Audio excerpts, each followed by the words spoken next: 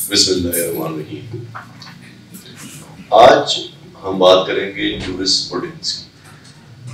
بچوں یہ میں ترجمہ نہیں کر سکا، جورسپروڈنس کا مطلب اصول قانون، فقہ نہیں، اصول فقہ، جیسے ہم اصول فقہ پڑھتے ہیں نا وہ ہے، تاکہ آپ کی شروع میں چلیں یہ تو جو میں ایکسپلین کروں گا آپ کو ویسے بھی سمجھ میں آ جائے گا کہ اس میں وہ کیا ہے۔ چلیں جی شروع کرتے ہیں۔ تو جورسپروڈنس، ہم جورسپروڈنس کے بارے میں جب تھوڑا سا ڈسکس کر رہے تھے کانسٹیٹیوشنل ازم، کہ قانون کا جو ازم ہے دنیا میں جو کار فرما ہے جس کو لوگ مانتے ہیں، بہت سارے لوگ ہیں جو مذاہب کو مانتے ہیں۔ دنیا میں 4200 کے قریب مذاہب ہیں جو کہ آپ گوگل میں دیکھتے ہیں، ریسرچ کرتے ہیں تو آپ کو پتہ چل جاتا ہے کہ دنیا میں 4200 الگ الگ طرح کے مذاہب ہیں جن کو لوگ مانتے ہیں۔ ان 4200 مذاہب کے اندر بہت سارے فرقے اور معاملات بھی۔ اس میں مغربی دنیا کے اندر سائنسی افکار اور فلسفے کے آنے کے بعد کچھ مذاہب انسان نے خود سے تخلیق بھی کی، کیونکہ زیادہ تر مذاہب چونکہ مذہبی عقیدہ یہ ہے کہ وہ بھی انسانوں نے تخلیق کی ہے، مگر اس میں کہیں نہ کہیں سپرسٹیشیس، اومنی پوٹینٹ، یعنی کہ کوئی ایسی غیر مراعی طاقت جو کہ آپ انسان کے تصرف میں نہیں آ سکتی، اس کا کی موجودگی ضروری تھی۔ مگر جب جدید علوم نے انسان کو نوازا گیا، بھی مالک کائنات کی جانب سے نوازا گیا، تو انسان کو جب سمجھ میں آئی چیزیں تو اس نے نئے نئے مذاہب اور افکار کو دریافت اور ان کو ایجاد کرنا شروع کیا۔ ان میں ہم ایک مذہب کا نام لیتے ہیں سائنٹالوجی۔ سائنسی افکار کی بنیاد اور منطق کی بنیاد پہ ان کو رکھا گیا۔ اسی طرح کانسٹیٹیوشنلزم کو مذہب تو نہیں مانا جاتا، مگر وہ دنیا میں بہت سارے انسان جو مذاہب کو نہیں مانتے، وہ ہر ریاست کے نظم و ضبط کے اندر رہتے ہوئے اس نظم و ضبط کے اندر کے اخلاقیات کو مانتے، تو وہ کانسٹیٹیوشنلزم کو مانتے۔ گویا کانسٹیٹیوشنلزم ایک بڑی بحث اس لیے پیدا ہوئی کہ لادینیت جب پیدا ہو گئی، لوگ ملحد ہو گئے، ایتھیزم زیادہ ہو گئے، تو ظاہر انسان کسی نہ کسی قانون کے تابع تو ہوگا۔ تو پھر اس میں اچھے بڑے رائٹرز نے، لکھاریوں نے یہ بات لکھنا شروع کر دی کہ انسان نے اپنی منطق سے اور نسل در نسل ماضی میں اپنے جرائم اور جرائم کے سدباب کے لیے بننے والے قوانین سے جو چیزیں سیکھی ہیں وہ انسان کی اجتماعی طور پہ اخلاقیات ہیں، اور انسان نے اپنا جواز پیدا کر، تو لہٰذا یہاں سے یہ پیدا ہو گیا کہ کانسٹیٹیوشنلزم جو ہے وہ ایک انسانوں کے درمیان میں ایک بڑا ازم ہے جو کہ موجود ہے۔ درست۔ اب کانسٹیٹیوشنلزم کی جب ہم نے بحث اس دن کی تھی تو اس میں ہم نے یہ کہا تھا کہ ایک تو ادارے اور ممالک چلانے والا، پھر انٹرنیشنل ٹریٹیز کی ہم نے بات کی، پھر ہم نے ڈپلومیسی کی بات کی، اور یہ ساری بات سمجھنے کے بعد ہم اس نتیجے پر پہنچے تھے شاید کہ انسانوں کے درمیان میں ان کو جھگڑا ہوا ہے کانسٹیٹیوشنلزم، اور قانون کے اندر رہتے ہوئے ہی جرائم ہوتے ہیں، اور قانون کے کو استعمال کرتے ہوئے ہی بہت سارے کیا کہتے ہیں ہم اس کو کہ ایک دوسرے کے اوپر انفلوئنس کیا جاتا ہے، ایک دوسرے کے اوپر اثرات چھوڑے جاتے ہیں۔ پھر ہم نے ایک اور چیز عجیب سی دیکھی کہ یہی وہ قانونیت ہے جس نے بہت ساری تہذیبوں کو ایک عرصہ دراز غلامی میں مبتلا رکھا۔ اس میں ہم نے کیا چیز دیکھی تھی؟ ٹریٹیز دیکھی تھی، ٹریٹیز، جیسے کہ ایسٹ انڈیا کمپنی یہاں آئی، ہڈسن بے کمپنی امریکہ کینیڈا میں گئی، انہوں نے شروع میں جا کے انہوں نے یہاں شروع میں مسالوں کا کاروبار شروع کیا، انہوں نے فرض، یہ جو ریور ہوتا ہے، یہ جو سمندر میں دریاؤں کے کنارے ایک چھوٹا سا چوہا نما ایک چیز ہوا کرتی ہے جو کہ لکڑیوں کو جمع کرتی ہے، اور اس کو کہتے ہیں کہ وہ ڈیم بیور ہے، وہ ڈیم بنا رہا ہے، مگر اس کا یہ نام ڈیم بیور ہے، ویسے ڈیم نہیں بنا رہا ہوتا، اس کی جو چمڑی ہے اس سے اتار کر اس کے مختلف طرح کے لباس بنتا تھا جو کہ بڑا گرم ہوتا تھا، تو اس کا کاروبار کرنے کے لیے گئے تھے، ٹھیک ہے.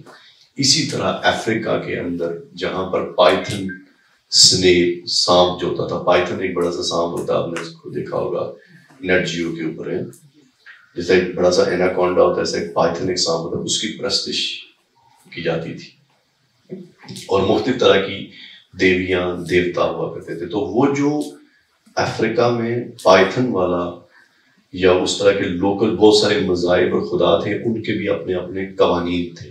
وہاں پر بھی کوئی شخص جب جرم کرتا تھا تو انہوں نے اپنے سماج میں اس کو سزا دینے کا ایک طریقہ ترتیب دیا ہوتا تھا، اس کے مطابق سزائیں دیتے تھے. مگر جب ایسٹ انڈیا کمپنی یا جو ہم ویسٹرن ورلڈ نے جب ملکہ برطانیہ والے برطانوی سامراج نے قبضے کیے، تو پھر انہوں نے اپنے ساتھ قوانین بھی وہاں متعارف کروائے. اور اس کے متعارف کروانے کے پیچھے ایک لاجک یہ رکھی کہ ہم سفید فام لوگ، وائٹ مین برڈن، اس چیز کو مطلب یہ سب نے تو نہیں کیا، ذرا یہ کچھ لوگ لکھنے والے تھے. کیونکہ زیادہ تر جو افریقہ کے اندر آپ نے دیکھا ہوگا کہ زیادہ تر ممالک افغان سے در عیسائیت پر ہیں. اس کی وجہ کیا تھی کہ مشنریز جایا کرتے تھے، وہ جا کے ساتھ ساتھ تبلیغ بھی کرتے تھے. ٹھیک ہوگی بات. پاکستان میں بھی سب کانٹیننٹ بر صغیر میں بھی جیسے کہ ایسٹ انڈیا کمپنی آئی تھی تو ساتھ میں مشنریز کی بڑی تعداد آئی. جو مشنریز کیا کرتے تھے، وہ بہت ساری جگہوں پہ جا کے اسکول کھولتے تھے. آج بھی پاکستان میں 600 کے قریب اسکول ہیں جو ڈائسیشن بورڈ آف ایجوکیشن کے انڈر چلتے ہیں. ڈائسیشن بورڈ آف ایجوکیشن، ایک تو آپ نے سنا لور بورڈ، ایک آپ نے سنا ہوا ہے مدرسے کا بورڈ. یہ بورڈ ایک اور ہے ڈائسیشن بورڈ آف ایجوکیشن، جس کے نیچے cathedral school, Saint Anthony school, Don Bosco school, اس طرح کے بہت سارے اسکول. ٹھیک ہے. یہ خاص بات میں اس لیے بتا رہا ہوں کہ میں نے ایجوکیشن تعلیم جو ہے بنیادی تعلیم نرسری سے لے کے ایف ایس میٹرک تک وہ میں نے ایک کیتھیڈرل اسکول سے کی ہوئی. Cathedral school C1 church school تھا اور ہمارے بیشپ ہوا کرتے تھے بیشپ ڈاکٹر الیگزینڈر جان ملک. الیگزینڈر جان ملک نے اسلامک اسٹڈیز میں ماسٹرز کیا ہوا تھا، اسلامیات وہی پڑھایا کرنا. تو مشنریز کی بہت بڑی تعداد میں اسکول پاکستان میں آج بھی موجود ہے اور ان کا ایک الگ board of education, diocesan board of education اس کو کہتے ہیں. وہ ایسا نہیں ہے کہ آپ نے اس بورڈ کے بعد لاہور بورڈ میں پیپر نہیں دینے ہوتے، مگر وہ اپنے بورڈ میں آپ کے ایگزام لیتے ہیں، اس کے بعد آپ کو لاہور بورڈ میں بھیجتے ہیں. ٹھیک ہے. پھر ہمارے پاس ایک FC کالج کا نام آپ نے سنا ہوگا، FC کالج ہے فارمن کرسچن کالج، وہ بھی ایک چیٹرڈ یونیورسٹی ہے، وہ بھی اسی بورڈ کے انڈر پہلے آیا کرتے تھے، مگر اب وہ چیٹرڈ یونیورسٹی بن گیا. اچھا، یہ سارے ادارے کہاں ہیں؟ جب ایسٹ انڈیا کمپنی یہاں تھی تو وہ مشنریز جو تھے وہ یہاں پر یہ اسکول کھولتے تھے تاکہ لوگوں کو تعلیم دی جا سکے. تعلیم کے ساتھ ساتھ وہ پھر اپنی مذہب کی تبلیغ بھی کرتے تھے، جن میں بڑی تعداد میں لوگوں کو وہ اپنے مذہب کے اندر شامل کر دیتے تھے. اس میں یہ بھی کہا جاتا ہے کہ بہت سارے لوگ ایسے تھے جن کو وہ فائنینشلی ہیلپ کرتے تھے، پھر وہ مذہب میں جاتے تھے. یہ ایک الزام تو لگایا جاتا ہے، مگر ظاہر ہے اس کے اوپر کوئی باقاعدہ ٹھوس ثبوت ہمارے پاس نہیں. اسی طرح دنیا بھر میں جہاں جہاں وہ گئی ایسٹ انڈیا کمپنی یا برطانوی ریاست گئی، تو پھر وہ اپنے قانون کو بھی ساتھ لے کر گئے اور وہاں کے لوکل قوانین کو بھی سمجھ کر اس کے ساتھ ملا کر قوانین بنانے شروع کر دیے گئے. مگر چونکہ آپ نے میری تمام پچھلی گفتگو سے یہ اثر لیا ہوگا کہ اس قانون کو جب سمجھا جاتا ہے تو اس میں غلطیاں ڈھونڈنا تھوڑا سا مشکل ہو جاتا ہے، کیونکہ اس کو کوئی ایسی منافقت کی بنیاد پر تو بنایا نہیں گیا. اس میں بہت سارے لوگوں نے شمولیت کی، جو ہم آج جورسپروڈنس جب پڑھیں گے تو اس میں ہم دیکھیں گے کہ کن کن لوگوں کی اس میں شمولیت ہے. تو اس میں ہمارے بھی بہت سارے اکابرین کے نام. ایسا نہیں ہے کہ یہ کامن لا کی پوری ڈاکٹرائن امام ابو حنیفہ اور امام مالک یا امام احمد بن حنبل کے بغیر بنی، ایسا نہیں ہے. ان کی بھی کہیں نہ کہیں انوالومنٹ ہے. جیسے کہ میں نے آج یہ کتاب لائی ہے، میں یہیں پہ چھوڑ کے جاؤں گا، بعد میں اس کو دیکھتے رہیے کہ کس طریقے سے انوالومنٹ ہے، مگر ہم اس پہ بات کرتے ہیں. اچھا، جو بات وہاں سمجھانی ہے وہ پہلے سمجھ لیتے ہیں کہ پھر افریقہ یورپ سے بات شروع ہوئی ہے. افریقہ امریکہ اور کینیڈا سفید فام ممالک نہیں ہیں. یہ اس دور کی بات ہو رہی ہے. اوکے, یہ اس دور کی بات جہاں پر بھی کن کو بھیجا جاتا ہے, جو جرائم کرتے ہیں سارے ان کو امریکہ بھیجا جاتا ہے. جو مذہبی انتہا پسند ہوتے ہیں, کاپٹک کرسچن جن کو بولتے ہیں, بائبل بیلٹ کے لوگ. آج بھی آپ نے دیکھا ہوگا کہ ڈونلڈ ٹرمپ جیسے کہ بنے تھے جب صدر, تو جو ساؤدرن اسٹیٹ تھی, شمالی ساؤتھ شمال کو کہتے ہیں ساؤدرن اسٹیٹ, وہ ساری کی ساری جو تھی وہ ریپبلکن تھی. اچھا عجیب بات ہے کہ ساؤدرن اسٹیٹ زیادہ ریپبلکن کیوں ہوتی, کیونکہ وہ سب کا سب بائبل بیلٹ کہتے ہیں اسے. بائبل بیلٹ, بائبل بیلٹ کیوں کہتے ہیں؟ کیونکہ اس میں بہت ساری آبادیاں ایسی لگتی ہیں جہاں پر ابھی بھی وہ لوگ رہتے ہیں. چونکہ یہ بڑی بات میڈیا اس پہ چیخ نہیں رہا, اس لیے پتہ نہیں ہے ہمیں. وہاں پر ابھی بھی ایک بڑی تعداد میں وہ لوگ رہتے ہیں جو کہ اپنے بچوں کو بیسک تعلیم چرچ سے دلواتے ہیں, جیسے کہ آپ نے مدرسے سے تعلیم حاصل کی. مدرسہ سسٹم بدنام اس لیے کیونکہ اس میں دنیا میں گفتگو زیادہ ہوئی, حالانکہ چرچ ایجوکیشن بھی بائبل بیلٹ میں بہت زیادہ تعداد میں لوگ ابھی بھی دلواتے ہیں. پھر اب جب آپ انٹرنیٹ پہ دیکھیں گے تو اومش ایک ٹرم آپ سرچ کریں گے کہ یہ اومش لوگ کیا ہیں. AMISH, آئی تھنک یہ ہوگا اسپیل. اومش یہ بڑی تعداد میں ایک اسمال ریزرو ایریا ہوتے ہیں. ریزرو ایریا کا مطلب یہ ہے کہ جیسے کہ گجرات, اور گجرات کو ایک باؤنڈری وال کے اندر گجرات ہو, باؤنڈری وال نہ لگائی گئی ہو, مگر یہ پتا ہو کہ ان حدود کے بعد گجرات شروع ہوتا ہے, اور گجرات میں رہنے والے لوگ اپنے بچوں کو بنیادی تعلیم صرف چرچ سے دلوائیں.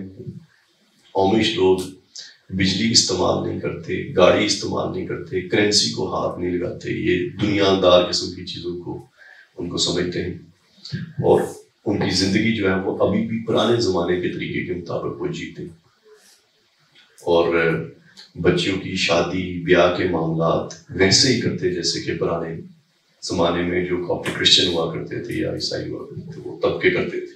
یعنی ان میں یہ ماڈریشن نہیں ہے. آپ ان کے بارے میں جب گوگل میں سرچ کریں گے تو آپ کو یہ بستیوں کا پتہ چلے گا کہ کون کون سی جگہ پہ وہ کیا کیا کرتے ہیں. یہ آپ کو میڈیا میں نہیں ملتی, کیونکہ یہ پروپیگنڈا نہیں ہے. میڈیا جو ہوتی ہے وہ وار آف پروپیگنڈا ہے کہ آپ نے کیا چیز میڈیا میں سیل کرنی ہے. مسلمان مدرسے میں پڑھنے والا انتہا پسند شخص بہت آسانی سے بک رہا ہے, بک جاتا ہے. ان کا شور شرابہ بھی نظر آتا ہے, باہر سڑکوں میں بھی نظر آتا ہے, اونچی اونچی آواز میں بولتے بھی ہیں, ساری بات ہے کہ ان کے اوپر ویڈیو کیمرہ بھی لگا ہوا ہے, تو اس لیے وہ ساری چیز نظر آتی ہے. جو دکھتی ہے وہ بکتی بھی, تو وہ دکھتی نہیں ہے. تو ایسے یعنی کہ یہ بات آپ کو میں کیوں سمجھا رہا ہوں کہ جو مذہبی ریلیجن اورینٹڈ مذہب کی بنیاد پر چھوٹے چھوٹے قبیلے اور طبقے ہیں, یہ ہر جگہ پر پائے جاتے ہیں, اور امریکہ میں بھی پائے جاتے ہیں. تو اومش لوگ وہاں پر آج کی دنیا میں 20ویں صدی والی باتیں ہونے کے بعد بھی بجلی استعمال نہیں کرتے, گاڑیاں استعمال نہیں کرتے, اور کرنسی استعمال کرتے. تو ان ایریاز کو ہم کہتے ہیں بائبل بیلٹ. یہ تو کچھ ریجنز ہیں نا جی, مگر باقی بائبل بیلٹ ہے جس میں باقی لوگ بھی جو ہیں وہ مذہبی فکر زیادہ رکھتے ہیں, جس کی وجہ سے جو ریپبلکن کی سیٹیں ہمیشہ اس طرح سے زیادہ ہوتی ہیں. کیونکہ ریپبلکن کون سی ہے جی, ان کی جماعت اسلامی ٹائپ کی جماعت ہے, رائٹ اورینٹڈ پارٹی ہے. ایک ہوتی ہے دائیں بازو کی جماعتیں, ایک ہوتی ہیں بائیں بازو کی جماعتیں, ریپبلکن اینڈ ڈیموکریٹس والی جو ڈفرنس. تو جو بات ہم جس جانب سے لے کے آ رہے تھے واپس وہیں چلتے کہ جیسے کہ یہ ڈفرینٹ ریجنز ہیں, ان ریجنز نے اپنے قوانین ترتیب دی ہوں.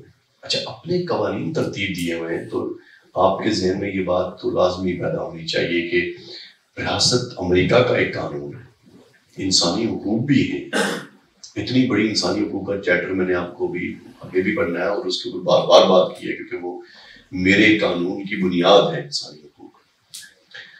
تو پھر یہ کیا ہو گیا کہ وہاں پر کچھ لوگوں نے اپنی بستیاں سجائی، اس کے اوپر بھی supreme court of U S A میں، یونائٹڈ اسٹیٹ میں پٹیشن کی تھی۔ تو پٹیشن سننے کے بعد جج صاحبان کے پینل نے یہ فیصلہ کیا کہ یہ لوگ اگر اپنی مرضی سے زندگی جینا چاہتے ہیں تو ان کو یہ بنیادی انسانی حق ہے کہ اپنی مرضی کے مطابق ایک مذہب اختیار کر کے اپنے ہی علاقے میں اس کو نافذ العمل کر کے اس کے مطابق زندگی جئیں۔ جو شخص ان سے بیزار ہے اس کو یہ کہا جائے کہ وہ اس علاقے کو چھوڑ کر آ جائے، تو حکومت اس کو رہنے کے لیے جگہ، اس کو بنیادی سہولتیں زندگی کی میسر جو ہونی چاہیے وہ عطا کرے اور اس کی بنیاد پہ وہ آیا کے رہے، مگر ان کو اپنی مرضی کے مطابق جینے کا مکمل اختیار ہے۔ ہم ان کو زبردستی ماڈرن نہیں بنا سکتے۔ یہ عدالت کے فیصلے کے بعد ہوا، جس کو ہم کہتے ہیں کہ وہ ریزرو ایریا۔ ریزرو ایریا مطلب آپ اس کو ہماری زبان میں یہ کہہ سکتے ہیں کہ وہ علاقہ غیر، جیسے کہ ہمارے ایجنسیز تھیں، ان ایجنسیز میں جو بھی ہم نے پاکستان میں باقاعدہ کانسٹیٹیوشن میں شامل کی ہیں، خیبر ایجنسی تھی، وزیر آباد تھی، وہاں فاٹا کے جو ایجنسیز تھی، وہ ایکٹ آف انڈیا 1935 کے مطابق چلتی تھی۔ ایکٹ آف انڈیا 1935 میں ریجنل ایجنسیز اپنا کردار ادا کر سکتی تھی اپنے قبائلی طریقہ کار کے مطابق۔ ابھی بھی ہمارے ہاں بہت سارے ریجن جو ہوتے ہیں وہ ایکٹ آف انڈیا 1935 کے مطابق چلتے ہیں۔ گوگے یہ والی باتیں سن کے بندے کو عجیب سا لگتا ہے کہ یار یہ اس دور کے انگریزوں کے قانون کے مطابق یہ چلتے ہیں، مگر قانون میں ایک خوبصورت بات یہ ہے کہ اگر اس میں کوئی برائی نہیں ہے تو بدلنے کی ضرورت نہیں ہے کہ اگر اس نے گورے نے بنا دیا یا پیلے نے بنا دیا، اس سے فرق تو کوئی نہیں پڑتا۔ اگر ایک قانون یہ کہتا ہے کہ یہاں رہنے والے قبائلی لوگ اگر کسی شخص کو خواہ قتل نہ کریں تو بنیادی جو ان کے درمیان کے مسائل ہیں اس کو حل کرنے کے لیے نسل در نسل جنہوں نے جرگہ سسٹم بنا رکھا ہے اس کے مطابق یہ کر سکتے ہیں، تو یہ ایک اچھی بات ہے، اچھا قانون ہے۔ صرف اس لیے کہ یہ کسی گورے کے منہ سے نکلا ہوا ہے تو اس کی وجہ سے برا تو نہیں ہو سکتا، تو لہٰذا اس کا عملداری ہوگی۔ تو اس لیے ایکٹ آف انڈیا 1935 کے مطابق بہت ساری جگہ پہ عمل درآمد ہوتا ہے۔ تو اسی طرح وہاں پر بھی کانسٹیٹیوشنل طور پہ ان کو اجازت ہے کہ وہ اپنے ریزرو ایریا بنا سکتے ہیں۔ تو پھر کیا ہوا، ہم یہ ساری جو باتیں کر رہے ہیں ہم کس طرف جا رہے ہیں؟ یہ ساری باتیں علماء وقت یہ سنیں، ہم یہ ساری باتیں لے کر جائیں گے اس جگہ پر جہاں جا کے ہم بات شروع کر لیں گے جورسپروڈنسی۔ یہ بات سمجھیے گا، اس کے ساتھ ساتھ رہیے گا، جس طرح طالب جوہری صاحب کہتے ہیں ساتھ ساتھ رہیے گا، ساتھ ساتھ۔ اب یہ ہوا کہ جو کانسٹیٹیوشنل چیزیں ہم نے دیکھی علاقائی سطح پر، پھر جب ایسٹ انڈیا کمپنی، ہڈسن بے کمپنی یا برٹش امپائر، برٹش سلطنت وہ مختلف جگہوں پہ گئی تو انہوں نے قوانین کو استعمال کرتے ہوئے ہی آپ کو غلامی کی مختلف اشکال میں گھیر دیا، جس کو ہم غلامی کہتے ہیں۔ تو اس میں بھی قانونی طور پہ استعمال ہوا، بندوق کی نوک پر نہیں ہوا، ٹھیک ہے جی۔ کوئی 10,400 کچھ مختلف تاریخوں کے مطابق اس میں اتفاق نہیں ہے، گورے سولجر، گورے سپاہی برے صغیر میں موجود تھے، ٹھیک ہے۔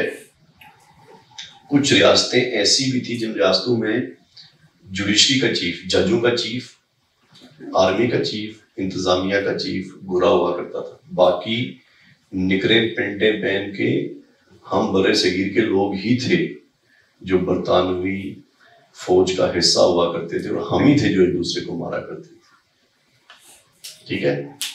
یہ کوئی اتنی بڑی فوج کی کھیپ باہر سے نہیں آئی ہوئی تھی۔ تو اچھا وہ وجہ کیا تھی اس کی، وہ تو آپ جانتے ہیں کہ اس سے پہلے ایک پورا ملوکیت کا دور گزرا تھا۔ تو ملوکیت میں بے شک ایک بادشاہ صحیح نکل آ جاتا ہے، دوسرا غلط نکل آتا ہے، تو ایک یکے بعد دیگر ایک پوری بحث چل رہی ہوتی ہے جس کی وجہ سے لوگ بیزار ہوئے ہوتے ہیں، اور بیزار لوگ کیا کرتے ہیں، وہ پھر کوئی بھی نئی آنے والی چیز کو مان لیتے ہیں بے شک وہ غلامی کی کوئی شکل کیوں نہ، کیونکہ ان کو غلامی کی وہ شکل سمجھ میں نہیں آ رہی ہوتی، کیونکہ ان کے نزدیک یہ پہلی والی غلامی سے بہتر ہوتی ہے عام انسان۔ تو وہ جو ایسٹ انڈیا کمپنی نے پھر کیا کیا کہ مختلف معاہدے کیے، چھوٹے چھوٹے معاہدوں کی سب سے اگر کوئی بدترین یا سب سے مشکل صورتحال کا جائزہ لینا آپ نے تو آپ انٹرنیٹ پہ بیٹھ کے سرچ کیجیے گا ہسٹری آف فلسطین state, Palestine, history of Palestine state.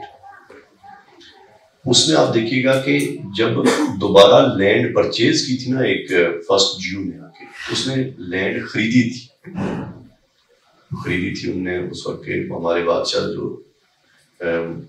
عثمانیہ سلطنت کے تھے، ان کو یہ سنایا تھا کہ ہمیں رسول اللہ خواب میں آئے اور انہوں نے یہ والی بات کہی اور پھر انہوں نے زمین خریدنے کی بات کہی، وہ خرید لی تھی بہت عرصے بعد۔ مگر خریدنے کے بعد پھر انہوں نے کیا کیا، بہت سارے قانونی معاہدے کیے ریاست کے ساتھ، اور کرتے کرتے کرتے کرتے اب آپ کو فلسطین اتنا سا نظر آتا ہے اور اسرائیل بہت بڑا سا نظر آتا ہے، جو کہ صرف ایک زمین کے خریدنے سے جو چند ایکڑ کی تھی وہاں سے شروع ہوئی تھی بات۔ اگر جب آپ انٹرنیٹ میں اس کو پڑھیں گے تو آپ دیکھیے گا اس میں کہ ڈفرینٹ ٹریٹیز بٹوین اسرائیلیز اینڈ فلسطینی، تو پھر آپ کو بہت ساری ٹریٹیاں پرانی نکل کے آئیں گی جس سے آپ کو پتا چلے گا کہ قوانین کے ہی اطلاق اور اسی کے استعمال سے دنیا میں کس طریقے سے ایک ریاست بنائی گئی۔ تو گویا بات جو آپ تک پہنچانی تھی وہ کیا ہے کہ قوانین کے استعمال سے انسانی سماج میں ٹھہراؤ، بہتری اور امن پیدا کیا جاتا ہے، اور قوانین کے استعمال سے انسانی سماج میں غلامی پیدا کی جاتی ہے۔ قوانین کے استعمال سے ہی ریاستوں کے مابین تعلقات کو بہتر کیا جاتا ہے، قوانین کے استعمال سے ہی ریاستوں کے درمیان معاہدے ایسے کر کے دوسری ریاستوں کو دبوچ دیا جاتا ہے، قوانین کے استعمال سے ہی پرانی ریاستیں توڑ کر نئی ریاستیں معرض وجود میں تھیں، اور قوانین کے مطابق ہی یا ان کے استعمال سے ہی انسانوں کے قتل کو جسٹیفائی کیا جاتا ہے۔ ٹھیک ہے، یہ دونوں رخ ہیں اس کا درست استعمال۔ تو جب اتنا درست استعمال کے اوپر ہم نے بات کی تو اس میں آپ نے ایک چیز کا جائزہ لیا ہوگا کہ بار بار میں ایک بار جو کہتا ہوں انٹرپریٹیشن، ٹرکس، الفاظوں کے الجھ پھیر۔ ابھی تو ہمیں اردو کے الفاظ استعمال کر رہے ہیں، ہم انگریزی زبان کو ہم ڈیول لینگویج کہتے ہیں، شیطان کی زبان۔ اس لیے نہیں کہتے مطلب وہ آپ والے ریفرنس ہے، ہم اس لیے کہتے ہیں کہ اس میں ایک لفظ کے کئی انٹرپریٹیشن ہو سکتی ہیں، لینگویج آف ڈیول ہم کہتے ہیں، مذاق میں کہتے ہیں، مطلب ایک محاورہ ہے۔ اس لیے محاورہ ہے کیونکہ کوئی بھی ورڈ ہے نا جی، جیسے کہ ایک لفظ ہے، یہ دیکھیں نا، ابھی ہم اس کتاب کے بارے میں بات کریں گے مگر میں ایک لفظ آپ کو دکھا رہا ہوں، جیسے کہ کنورژن ٹو اسلام، اسلام کے اندر شامل ہونا۔ آپ تو اس کو اتنی سی بات کر دیں کہ بات ختم کر لیں گے، مگر نہیں، کنورژن ایک لفظ جو ہے اس کے اوپر تقریباً 400-500 پیجز کی کتاب لکھی جا سکتی ہے کہ کنورژن ہوتا کیا ہے، اگر ریلیجن میں ہوگی کنورژن کیا ہوگی، آئیڈیالوجیکل کیا ہوگی، ہے نا، تو اس کی بہت ساری تعریف کی جا سکتی ہے۔ اسی لیے کیا ہوتا ہے کہ جب کسی لفظ کے اندر ایسا الجھاؤ پیدا ہو جائے جسے سمجھ ہی نہ آئے کہ اس کی تعریف کیسے ہوگی، تو پھر کورٹ بیٹھتا ہے اور بہت سارے ججز تاریخ کے فیصلوں کی روشنی میں اس کی ایک انٹرپریٹیشن دے دیتے، جب تک کہ نئی انٹرپریٹیشن نہیں آتی تو وہی انٹرپریٹیشن چل رہی ہوتی۔ تو گویا قوانین کے اندر الفاظ اور الفاظوں کے مختلف ذخائر، ان کے استعمال، ان کے الٹ پھیر سے انسانی سماج کے اندر بہتری بھی پیدا کی جا سکتی ہے، اور اسی کے استعمال سے بہت سارے مسائل بھی پیدا کیے جا سکتے ہیں، جو کہ ایسا نہیں ہوتا، وہ مسائل ایک کے لیے ہو سکتے ہیں، دوسری پارٹی کے لیے تو نہیں ہوں گے۔ جیسے کہ میں آپ کو ایگزامپل دیتا ہوں، ہم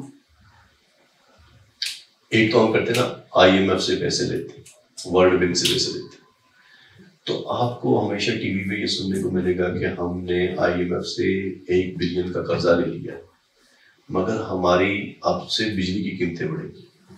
عجیب بات ہے یار، پیسے حکومت نے لیتے ہیں، ہماری قیمتیں بھی بڑھی۔ اس کا مطلب یہ ہوا کہ IMF نے گورنمنٹ کو پیسے دیتے وقت گورنمنٹ سے ایک معاہدہ کیا اور معاہدے میں یہ کہا کہ آپ کے پاس پیسے نہیں ہمیں دینے کے لیے، مگر ہمیں یہ پتا ہے، چونکہ انہوں نے اسٹڈی کیا ہوتا ہے، ہمیں یہ پتا ہے کہ آپ کے ملک میں بجلی کے ہر مہینے لوگ بل لازمی دیتے ہیں، لہٰذا یہ ایک سورس آف انکم ہے جو کہ مسلسل چلتا آ رہا ہے، لہٰذا اس میں اتنے پیسے اضافہ کیجیے جو کہ ہماری قسط میں جو انٹرسٹ سود لگ رہا ہے اس سود کے مقابلے میں ہمیں ادا ہوتی رہے، ہم اس لیے آپ کو قرضہ دیں گے۔ ان کو پتا ہے کہ ان کے حوالے کر دیا تو دیں گے، اوپر سے خادم رضوی صاحب کہا کرتے تھے کہ اگر کوئی مانگے تو اس کو کہیں کہ آ گیا جی گوری۔ تو اگر یہ صورتحال پیدا ہو گئی تو انہوں نے پہلے سے کہہ دیا کیا کہ آپ اس خاص چیز کے اوپر اضافہ کر لیجیے قیمت کا، اور وہ جو اضافہ ہے وہ ہمارے سود کے لیے بھیج دیجیے۔ سود کے لیے کیوں؟ کیونکہ ظاہر اصلی رقم تک پہنچنا مشکل ہے نا آپ کے لیے، تو کم از کم سود تو پے کرے، ان کو تو پروفٹ ہو، ظاہر ویسے ہی تو نہیں پیسے دے رہے، پروفٹ لینے کے لیے دیتے ہیں بڑے ادارہ۔ اسی طرح پھر آپ کو یاد ہوگا گیری لیوگر بل، یاد ہے آپ کو، جب لال مسجد والا واقعہ بھی ہوا تھا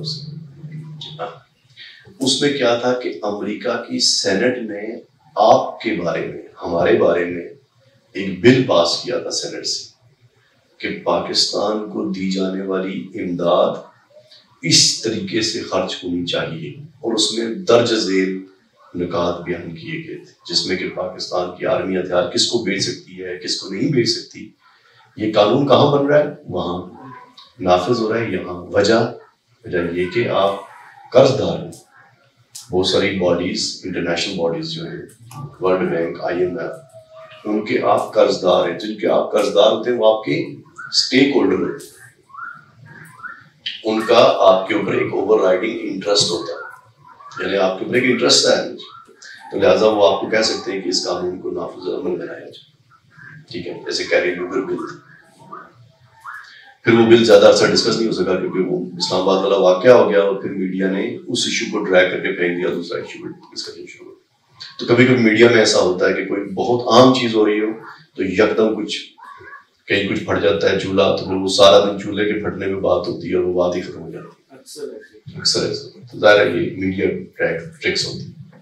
اچھا، تو آپ نے دیکھا کہ انٹرنیشنل، نیشنل، بہت ساری تنظیمیں، بہت سارے ادارے مختلف قوانین کے استعمال اور مختلف ٹریٹیز، قانونوں کے ذریعے ممالک کے اوپر اپنی دسترس اور اپنے انفلوئنس کو، انفلوئنس کو کہتے ہیں نا، اثر کو مضبوط کرتی ہے، تو قوانین کا یہاں استعمال ہوتا ہے۔ ٹھیک ہوئی بات؟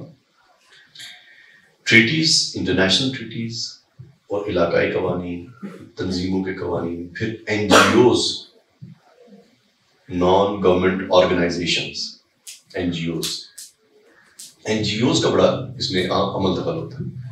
عجیب بات ہے، کیوں بھائی؟ کیونکہ NGOs ڈیٹا کلیکشن کی بنیادی سورس ہوتے ہیں۔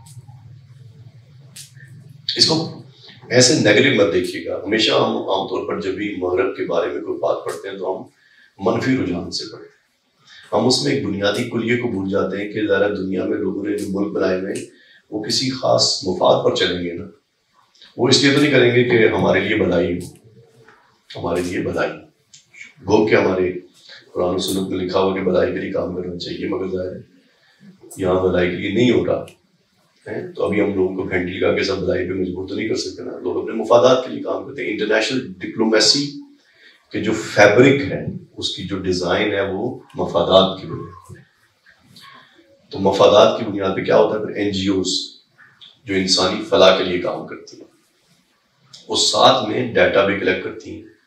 اب فرض کیجیے پاکستان کے اندر آکسفیم، ایک تنظیم آکسفیم، برٹش NGOs، اس کے مطابق پاکستان میں کتنے 42,000 مدارس۔ اب بیٹھ کے سوچیں آپ کہ ان کو کیا ضرورت پڑ گئی کہ مدارس کی گنتی کرنے کے لیے؟ ذرا گنتی ہوگی، پتہ چلے گا کتنے لوگ ہیں، کتنے فارغ التحصیل ہو رہے ہیں، اور وہ تحصیل ہونے کے بعد کتنے اس عوام کا واپس حصہ بن رہے ہیں، پھر نصاب تعلیم کتنے ہیں، یہ تمام چیزوں کی تحقیق ہوگی، جس کی بنیاد پہ ایک ادارہ باہر بیٹھا ہوگا، جیسے کہ اگر میں فرض کیجیے IMF میں کام کروں اور مجھ سے یہ پوچھا جائے کہ جنید آپ یہ بتائیے کہ پاکستان کے اندر کیا آگے 5-10 سال کے اندر کوئی بڑی نوجوان نسل میں ایک تبدیلی برپا ہو سکتی ہے، تو میں تو یہ نہیں کہوں گا کہ اچھا ہو سکتی ہے، میں کہوں گا پہلے مجھے ڈیٹا دیں، پھر میں ڈیٹا مانگوں گا کہ سکولز کتنے ہیں، لبرل ایجوکیشن کے سکول، مدارس کتنے ہیں، ان کے درمیان میں طالب علم کتنے یہاں سے پڑھتے ہیں، جو طالب علم مغربی تعلیم پڑھتے ہیں وہ ممالک سے باہر بھی چلے جاتے ہیں، برین ڈرین بھی ہو جاتا ہے، جو پیچھے رہ جاتے ہیں وہ مدارس کے زیادہ ہیں، اس سے اس سماج کی بنیادی اکائی کیسے بن سکتی ہے، اس کی بنیاد میں کہوں گا کہ نہیں، وہاں پر کوئی مذہبی فکر کی تبدیلی ہو سکتا ہو جائے، باقی تبدیلیوں کے چانسز نہیں ہے، کیونکہ جو باقی زیادہ پڑھ جاتے ہیں وہ نکل جاتے ہیں، جو وہیں رہ جاتے ہیں ظاہر ہے انہیں کو واقعی زیادہ غصہ ہوتا ہے، وہی کریں گے کچھ نہ کچھ. ایسی مثال دے رہا ہوں، یہ ہمارے پاس کوئی ڈیٹا ہے نہیں تو ہم اس پہ بات کرنا درست نہیں ہے، مگر میں آپ کو مثال دے رہا ہوں. تو یہ سارے ڈیٹا لیا جاتا ہے کس سے؟ NGOز سے. تو پھر یہ جو ادارے عالمی قوانین بناتے ہیں یہ کس کے مد نظر بناتے ہیں؟ وہ بہت سارا ڈیٹا جو کلیکٹ ہوتا ہے اس کے مطابق بناتے ہیں. ڈیٹا اب تو ڈیٹا کلیکشن کے لیے NGOز کی ضرورت ہی نہیں، اب تو فونز ہیں آپ کے پاس. جیسے آپ کا فون ہے، آپ اس کو کرسی پہ چھوڑ کے تھوڑی دیر کے لیے کہیں کہ یار گاڑی کا ٹائر بدلنا ہے، دوسرا بھی آ کے یار گاڑی کا ٹائر جو ہے نا وہ اچھا والا برٹن کا ہے، دوسرا وہ پتہ نہیں فلانی کا ہے، پھر تیسرا کہ یار ٹائر جو ہے نا وہ پتہ نہیں کہاں سے ملیں گے.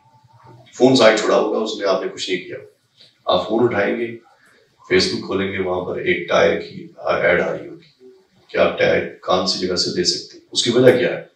کیونکہ جب آپ نے وہ شروع میں آن کی تھی نا اپلیکیشن، تو اس وقت آپ نے جلدی میں کہا کہ میں فیس بک پہ بڑھاؤں گا، چھڈو پڑھنا کی چیزیں، مگر ان میں لکھا ہوا تھا انگریزی میں نا، انہوں نے آپ کے ساتھ ایک معاہدہ کیا ہے، اس معاہدے کو آپ نے شروع میں کیا ہے اوکے.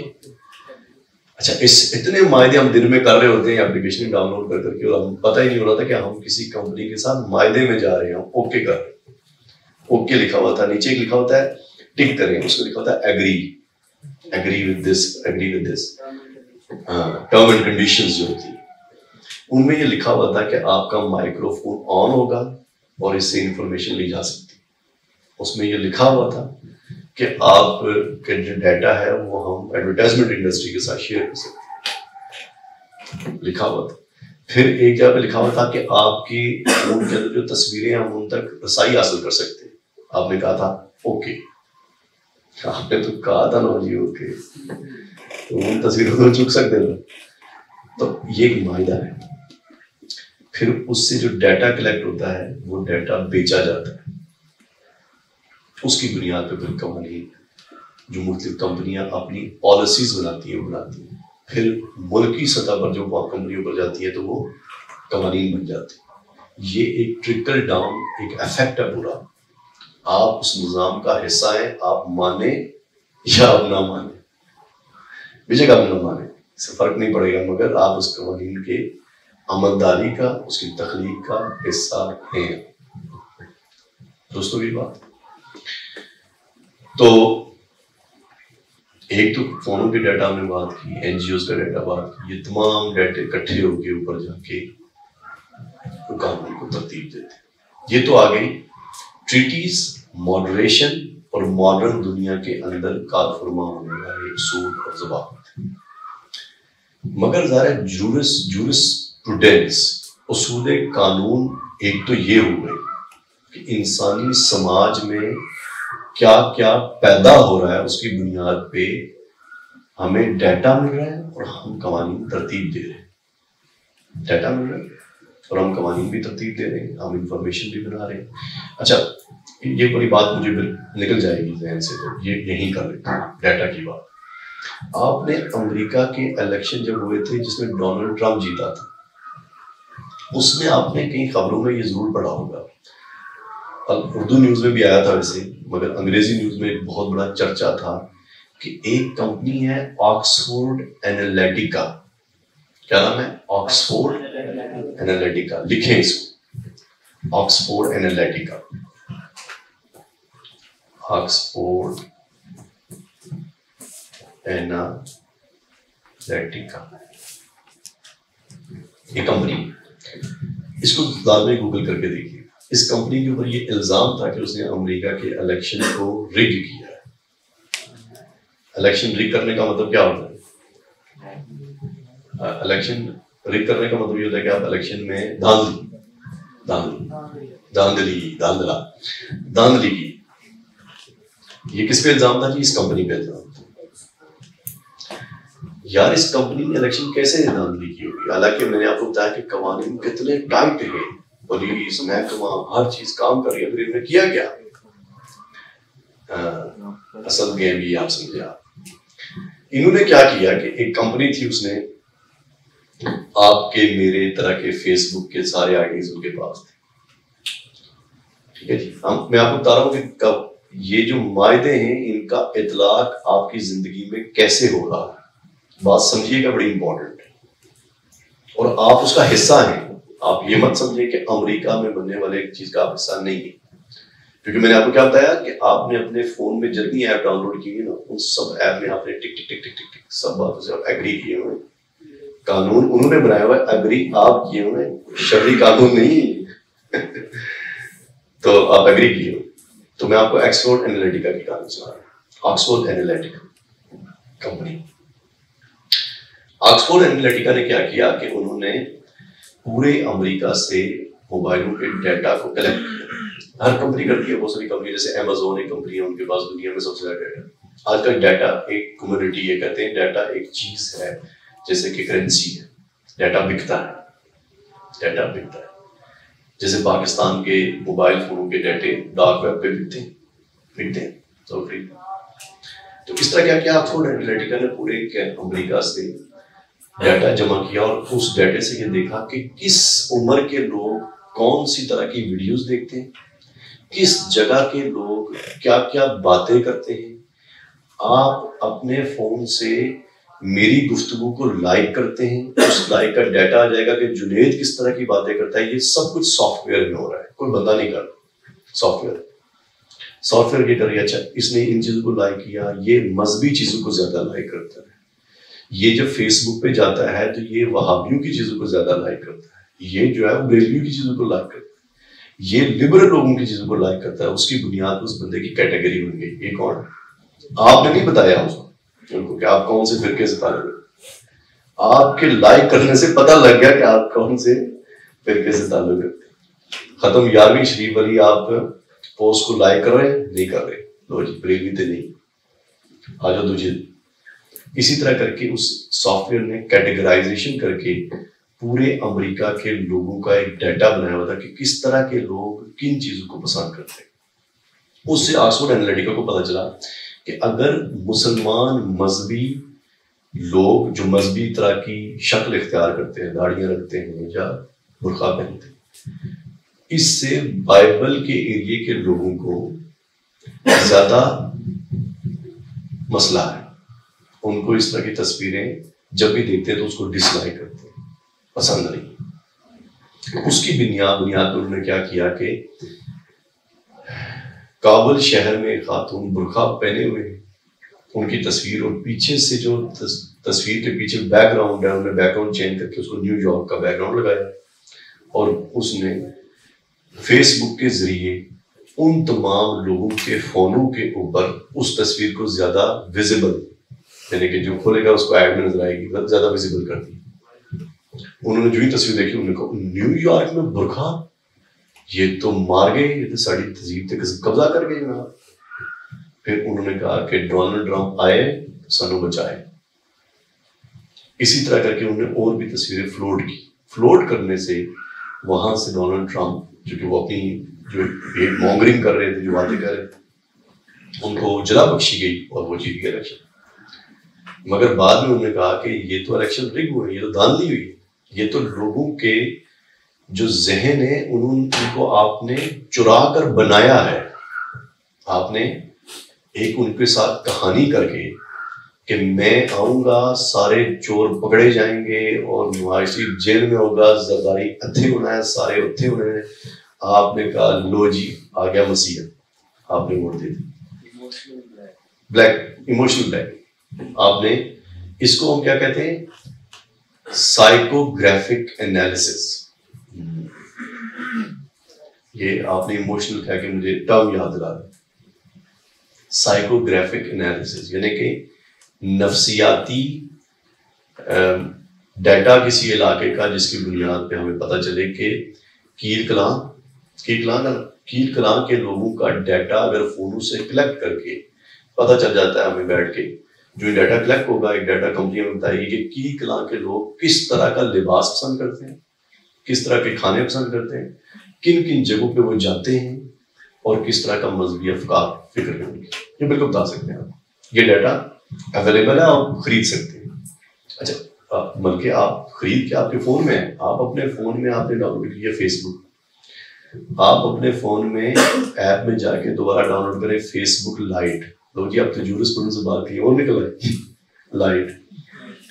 تو لائٹ ڈاؤن لوڈ کریں گے تو اس میں آپ دیکھیں گے کہ آپ دوبارہ اپنا اکاؤنٹ بنائیں گے, آپ کہیں گے میں نے ایڈ دینی ہے, ایڈ میں جائیں گے تو وہاں پورا انالیٹیکل ڈیٹا ہے ہوگا. وہاں لکھا ہوگا کس طرح کی عمر کے, کتنی عمر کے لوگوں کو آپ یہ ایڈ دکھانا چاہتے ہیں, خواتین کو دکھانا چاہتے ہیں, مردوں کو دکھانا چاہتے ہیں, کس ریجن کے لوگوں کو دکھانا چاہتے ہیں. وہ ساری اسپیسیفکیشن آپ ہوں گی جن کو آپ سلیکٹ کریں گے, اس کے بعد آپ ایڈ دے دیں گے. اس کا مطلب کہ وہ ڈیٹا ہے ان کے پاس. تو آکسفورڈ انالیٹیکا نے اس ڈیٹے کو استعمال کر کے پورے امریکہ میں ان تصویروں کی برمار کی, اور اس کے بعد وہ الیکشن جیت گئے, اور اس کے بعد ان کے اوپر مقدمہ چلا.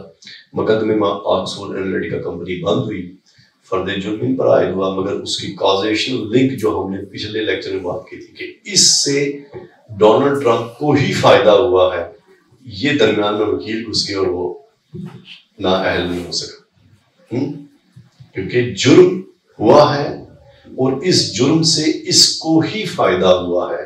اس کے درمیان میں ایک کازیشنل لنک یعنی کہ وجوہات کا تعلق استوار کرنا پڑتا ہے, جو کہ نہیں ہو سکا.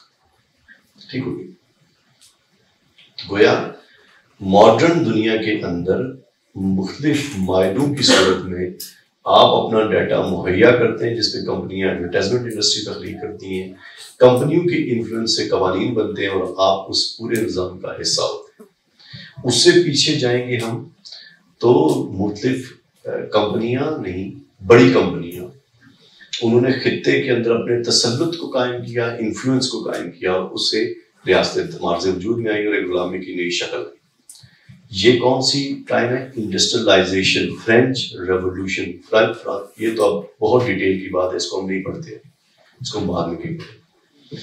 مگر آپ کے صرف سمجھنے کے لیے یہ صنعت کاری کے انقلاب میں آنے کے بعد کی ریاستوں کی صورتحال ہے, جس میں نے جتنی بار بھی بات کی اس میں ریاست بعد میں ہوتی ہے اور کمپنی پہلے آتی ہے. ایسا ہی ہے نا. اس سے پھر پیچھے جائیں گے ہم, کیونکہ ہم جورسپروڈنس کو سمجھ جاتے ہیں کہ قوانین کے بننے کے بنیادی اصول کیا ہے. تو ہم نے بات آگے سے شروع کی تاکہ ہم پیچھے تک جائیں تو بہت زیادہ سہل طریقے سے سمجھ لیں. آج کی ماڈریشن میں ہم نے سمجھا کہ مختلف ٹیکنالوجیز کے ذریعے ہم بھی اس کا حصہ ہیں. پہلے والی اب جو آپ پیچھے جائیں گے تو آپ کا حصہ کم ہونا شروع ہو جائے گا. اب آپ یہ نہیں کہہ سکتے, جیسے کہ آپ کا کیا نام ہے عثمان, یہ نہیں کہہ سکتے کہ امریکہ میں بننے والے قانون سے میرا کوئی تعلق نہیں ہے. میں تو مدرسے میں پڑھتا ہوں, مسلمان آدمی ہوں, نماز پڑھتا ہوں, میرا کی لینا دینا جناب گورے کی بنا دے, مگر نہیں.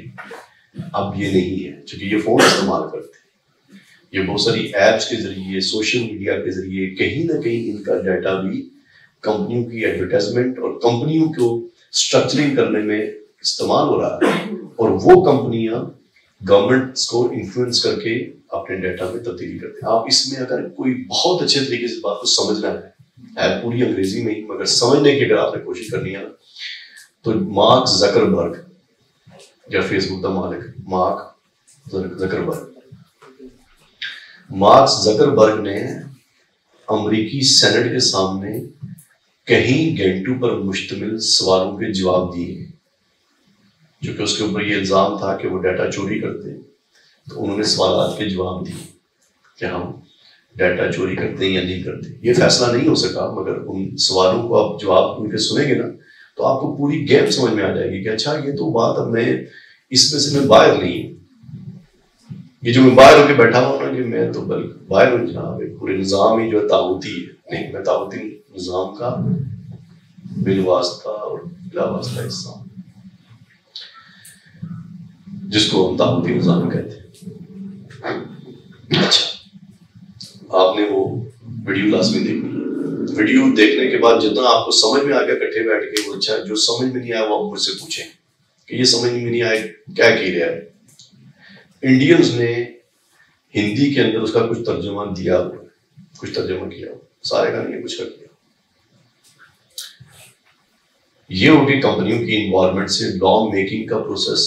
کمپنیاں اصول وضع کرتی ہیں آپ کے دیے ہوئے ڈیٹا کی بنیاد پہ، آپ کے دیے ہوئے معلومات جو آپ کے سیل فون، آپ کے ای میل، آپ کے سوشل میڈیا سے لی جاتی ہے، اور اس کی بنیاد پر وہ کچھ نہ کچھ ترتیب دیتی ہے جس کی بنیاد پہ قوانین بنتے ہیں جس میں آپ حصہ ہیں اور آپ کو نہیں پتا. اس سے تھوڑے ہم پیچھے جائیں گے تو ریاست قوانین بناتی تھی کمپنیوں کے کہنے پہ، ایسٹ انڈیا کمپنی، ہڈسن بے کمپنی کے، مگر اس میں ہمارے مہاراجے ہماری ملوکیت کا حصہ ہوا کرتا تھا، اور ہم اس میں خواہ مخواہ کے بیچ میں بندے بک جاتے تھے سارے. جیسے ہم کہتے تھے کہ کشمیر بک گیا تھا 75 لاکھ گرو نانک سکے، تو اس میں تو انسان بھی سارے بکے تھے، ان سے تو نہیں کسی نے پوچھا تھا کہ تمہیں بھیجنا ہے. جو ہوا یہ تھا کہ لگان دینی ہوتی تھی ایسٹ انڈیا کمپنی کے پاس، تو لگان دینے کے بجائے انہوں نے کہا گلاب سنگھ نے کہ میں آپ کو لگان پے کر دیتا ہوں سارے کشمیریوں کی طرف سے، کوئی پیسے دے انہوں نے کو تو بس. اچھا، یہ ہوئی کمپنیوں کی دنیا صنعت کاری کے انقلاب سے پہلے. اس سے پیچھے آ جائیے، تب کن اصولوں کی بنیاد پہ جورسپروڈنس ہوتی تھی بھائی؟ تب ریاست کا بادشاہ مذاہب اور علاقائی رسوم و رواج کے مطابق یا علاقائی رسوم و رواج سے لی گئی معلومات کی بنیاد پر قوانین بناتا تھا، اصول بناتا تھا. مگر ان اصولوں کا اور ان قوانین کا، جیسے کہ ہم نے آج کی ماڈریشن کے اصولوں کا اور کا جو مطالعہ کریں تو یہ بھی ڈیٹڈ بیک، ان کو بھی ہم پیچھے تاریخ میں کھنگالیں گے تو جا کے انہی فلسفوں کے ساتھ جڑیں گے جن فلسفوں کی طرف ہم جا رہے ہیں آہستہ آہستہ قدم چکتے. مگر ڈیٹڈ بیک وہی ہوگا، ہم وہ ڈیٹڈ بیک میں جائیں گے، مگر وہاں پر ہم اصول کی آخری انتہا دیکھیں گے. کیا ابھی ہم دیکھ رہے ہیں اصولوں کی یہاں تک کی رسائی کیا بنی ہے. تو جو ریاستوں کے بادشاہ ہوا کرتے تھے، جیسے کہ انگلینڈ کا جب قانون بننے لگا تو انہوں نے میکسمز، یعنی کہ بادشاہ جہاں جا کے جو حکم نامہ جاری کرتا تھا وہ قانون بن جاتا تھا. ملوکیت، بادشاہ اکبر بادشاہ گیا جا کے فرض کیجیے کہے گا کہ آج کے بعد ایسے کر دیں. جیسے کہ اکبر بادشاہ کا ایک مشہور زمانہ فیصلہ تھا کہ مسلمان ریاست کے بننے کے بعد جو ہندو یاترا پر جاتے تھے، یعنی کہ ان کے بھگوانوں کے جو مندر ہوتے ہیں وہ دور دور دراز علاقوں میں ہوتے ہیں، جیسے کشال پربت ہے، کشال پربت جہاں پر وہ کہتے ہیں کہ ناگمنی جو دیوتا ہے وہاں پر رہتے ہیں، تو بولے ناتھ رہتے ہیں یا وہاں پر جو بھی کوئی رہتے ہیں، تو پیدل جانا پڑتا ہے. کئی لوگ ننگے پاؤں جاتے ہیں، رسوم و رواج ہے، تو پیدل جا کے اس کا دیدار کر کے پہاڑ کے تو واپس آتے. اس کو کہتے ہیں یاترا پر جانا، جو آخری زمانے میں لوگ جاتے ہیں، جو عمر زیادہ ہو جاتی ہے. تو اس کے لیے آپ کو ٹیکس پے کرنا پڑتا تھا مسلمان ریاست کو جانے سے پہلے، کہ میں جا رہا ہوں، میں نے اپنی مذہبی جرنی پہ جانا ہے، تو اس کے لیے آپ کو ٹیکس پے کرنا. ٹھیک ہے، جیسے کہ اب آپ حج کے جانے کے لیے ایک فی پے کرتے ہیں، فی پے کرنی پڑتی. تو اکبر بادشاہ نے اس کو سب سے پہلے ختم کیا تھا. ٹھیک ہے، مثال دے رہا ہوں آپ کو، مثال ختم کیا تھا. جب ختم کیا تھا تو وہ قانون بن گیا تھا. وہ قانون میکسم بنا تھا، یعنی کہ وہ ایک بادشاہ کی دی ہوئی وٹ ہے، اس کی دی ہوئی بات ہے جو کہ ایک قانون بنا ہے. تو اگلے جب قوانین بنائے جائیں گے تو یہ بات زیر نظر رکھی جائے گی کہ یہاں بر صغیر میں ایک بادشاہ نے کہا تھا کہ جو لوگ اپنے اپنے پروردگار جو بھی ان کے مذہب کے پروردگار ہیں ان سے ملنے جا رہے ہیں تو ان کو ٹیکس نہیں دینا چاہیے، کیونکہ ایک انسان اور اس کے اپنے رب کے درمیان میں رکاوٹ ہے. تو لہٰذا انہوں نے یہ کہہ کر اس کو ختم کر دیا تھا. تو لہٰذا آج کے قوانین میں بھی اس کو زیر نظر رکھتے ہوئے قانون ترتیب کیا جائے، کیونکہ یہ ایک اصول بن گیا جو کہ ملوکیت میں بادشاہ کا حکم تھا.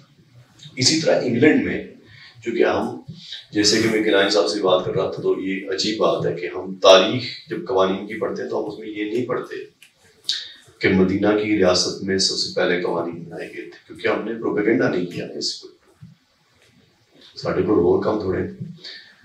تو زیادہ تر ہم یہ پڑھتے ہیں کہ جو انگلینڈ کی ریاست نے میگنا کارٹا وغیرہ قوانین بننے سے پہلے بادشاہوں کے ان فیصلوں کو جمع کر کے اور بادشاہوں نے یہ پوچھا اور اپنے ڈیلیگیشن اپنے وفود بھیجے جو مختلف جگہوں پر جا کر لوگوں کو تلاش کرتے اور ان سے پوچھتے کہ کون سا فیصلہ کس بادشاہ نے اس ترتیب میں کیا تھا، اور بخاری مسلم کی طرح وہ لے کے آئے جناب سیدھے انگلینڈ کے کورٹ میں، اور وہاں لا کے بادشاہوں نے ان سارے قوانین کو ری رائٹ کر کے قوانین دوبارہ سے لکھوا کر قوانین ترتیب کروائے. ٹھیک ہے، یوں قوانین کا لکھا جانا شروع ہوا جو بادشاہوں کے فیصلے تھے. یہ ریاست کی بات ہو رہی ہے، صنعت کاری سے پہلے کی بات ہے. ٹھیک ہے، اس کے بعد تو کمپنیوں سے پوچھے بغیر آپ فیصلے نہیں کرتے. اب بھی ہم کمپنیوں سے پوچھے بغیر فیصلے نہیں کرتے. اب ہماری ریاست جب قانون بناتی ہے تو ان کمپنیوں کو اعتماد میں لینا، ان کو ہم کہتے ہیں اسٹیک ہولڈر. ہم ایسے نہیں کہتے کمپنیاں، ہم کمپنیوں سے پوچھ رہے ہیں. اگر ہم نے یہ کہہ دیا کہ ہم کمپنیوں سے پوچھ رہے ہیں تو لو جی کل تو مظاہرے شروع ہو جائیں گے، لو جی کمپنیاں کو پوچھ کے تم نام دے سارا قانون ہے. تو اس لیے ہم نے اس کی ایک الگ ٹرم نکالی ہے، الگ اصطلاح نکالی ہے کہ ہم اسٹیک ہولڈرز کو اعتماد میں لے رہے ہیں. اسٹیک ہولڈر کون ہوتے ہیں؟ ملک ریاض وغیرہ وغیرہ وہی ہوں گے اسٹیک ہولڈر. تو ادھر بادشاہ کے پاس کوئی اسٹیک ہولڈر نہیں ہوتا تھا، وہ جو کہہ دیتا تھا نا آج کے بعد کہ یہ قانون ہے وہی قانون ہے. تو ملوکیت کا دور تھا، اس میں بادشاہ اگر اس کا مذہب ہے کوئی، یعنی کہ بادشاہ نے عیسائی مذہب قبول کر لیا تو سارے لوگ عیسائی ہو جائیں گے. بادشاہ نے اگر مسلمان مذہب قبول کر دیا تو سارے مسلمان ہو جائیں گے. ٹھیک ہوگی بات؟ اس کی بڑی مثال آپ کے سامنے ہے بر صغیر کے اندر. یہ تھوڑا سا ڈسٹرب سا ہو گیا. ایک پہلا اپنے جورسپروڈنس میں بتایا ڈیٹا، سیکنڈلی کمپنیز. اچھا کمپنیز، جیسے ایسٹ انڈیا کمپنی کی ایگزامپل دیکھیں. جی جی. اچھا تھرڈلی پھر یہ ہے کہ مذاہب اور علاقائی رسم و رواجات. اب یہ جو بادشاہ یہ اسی کے ساتھ ہے یا جی اسی کے ساتھ ہے. یہ ابھی اس کو جی اس کو بیان کرتے ہیں. یہ ہم آگے سے پیچھے جا رہے ہیں، یہ بات یاد رہے.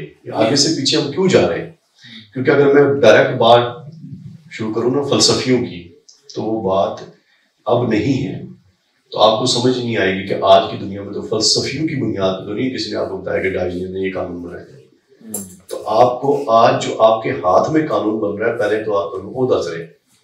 ٹھیک ہے، اب بادشاہوں نے جب قوانین ترتیب دینے ہوتے تھے نا، جو بات کلانی صاحب نے پوچھی ہے بہت عام، اس میں یہ جو علاقائی رسم و رواج اور مذہب کا بھی کردار ہوتا تھا. وہ کیوں ہوتا تھا؟ بس ظاہرہ بادشاہ یہ تو نہیں کہے گا کہ سارے میرے حکم ہی جو ہے وہ قانون ہے. وہ اس علاقے کے لوگوں کے مذہب کے مطابق ان کو کہے گا کہ آپ کا مذہب یہ کہہ رہا ہے یہ قانون ہے. تو وہ مذہب کو استعمال کرے گا نا بادشاہ. مذہب ایک ٹول تھا، ٹول ایک مذہب سمجھیے کہ ایک چھڑی ہے جس سے لوگوں کو ہانک کر وہ ایک طرف کر دیتا تھا، ملوکیت میں استعمال کرتا تھا. غریب امیر سارے برابر کر دیتا تھا کہ تسی مذہب کی گل سنو. جیسے اکبر نے جب دین الہی ایجاد کیا تھا تو اس نے مذہب کی بنیاد پہ کیا تاکہ لوگ سارے اس کی اتباع کریں. ظاہر وہ اتنے فوجی، اتنی بڑی سلطنت کے تمام فوج کو اس نوعیت کی تنخواہیں تو نہیں دیتا تھا. جب وہ تنخواہیں اس نوعیت کی نہیں دیتا تھا تو زیادہ تر لوگوں کو موٹیویٹ کرتا تھا کہ آپ جہاد کر رہے ہیں، تو وہ جہاد کو اپنی سلطنت کے پاؤں مضبوط کرنے کے لیے استعمال کرتا تھا. یہ الگ بحث ہے جو آپ علماء سے کریں گے کہ وہ استعمال ہوئے تھے یا جہاد کرنا تھا، یہ میں نہیں جانتا، یہ میں جانتا نہیں. لا یدری کیا لیکن آپ نے کتابہ بہت بڑا کر دی. کیا آپ پوری ہماری اسلامک ہسٹری پہ والیہ نشان اٹھا رہے ہیں کہ ان کے پاس تنخواہیں نہیں ہوتی تھی، وہ لڑانے کے لیے وہ کہتے تھے. میں آپ کو جو بتاتا ہوں، جو بات میں آپ کو بتاتا ہوں جو ہم نے پڑھی ہے، ٹھیک ہے نا، جو بات ہم نے پڑھی ہے اور ہم اس بات کو یوں ہی ڈسکس کرتے ہیں. جماعت اسلامی والے بھی وکیل ہوتے ہیں، وہ یہ والی بات نہیں کہتے، مگر جو میں نے پڑھی ہے میں آپ کو ویسے ہی بتا کہ جو مغربی دنیا میں اس ریاست کے بارے میں جب بات ہم کرتے ہیں تو ان ریاست میں بہت ساری جنگیں تھیں. ان میں صرف ایسا نہیں کہ مسلمانوں کے خلاف یہ بات جب ہم مراٹھا سلطنت کی بات کرتے ہیں تو اس میں بھی لوگ بھگوان کے لیے جان قربان کرتے تھے. احمد شاہ ابدالی اور مراٹھا سلطنت کے درمیان ہونے والی جنگ میں لاکھوں لوگ مارے گئے تھے. ایسا ہی ہے، وہ جس بارڈر پہ وہ لاکھوں لوگ مارے گئے تھے وہ بارڈر کہاں ہے؟ آج میں آپ سے پوچھوں تو آپ کو پتا ہوگا؟ نہیں، مجھے بھی نہیں پتا، کسی اور کو بھی نہیں پتا. وہ ایک بارڈر لائن ہے، یعنی کہ سرحد کے تنازع کے اوپر جنگ تھی، ورنہ احمد شاہ ابدالی اور ان کے درمیان میں یہ صلح ہو گئی تھی کہ میں دلی سے اس طرف کے علاقے لے لیتا ہوں. مگر وہ سرحدی تنازع کے اوپر جنگ ہوئی مراٹھا سلطنت اور ان کے درمیان. لاکھوں لوگوں نے جانوں کا نذرانہ دیا دونوں طرف سے، مگر اس طرف کے تمام سپاہیوں نے اپنے مہاراج شیواجی راؤ پیشوا کے لیے جان نہیں دی تھی، اور انہوں نے بھی احمد شاہ ابدالی کے لیے جان نہیں دی تھی. انہوں نے اپنے مذہب، اپنے دھرم کی رکشا کے لیے دی تھی، اور انہوں نے اپنے مذہب کے لیے جہاد کیا. تو یہ میں الزام صرف مسلمانوں پہ نہیں ہے صاحبوں، یہ سب پر ہے.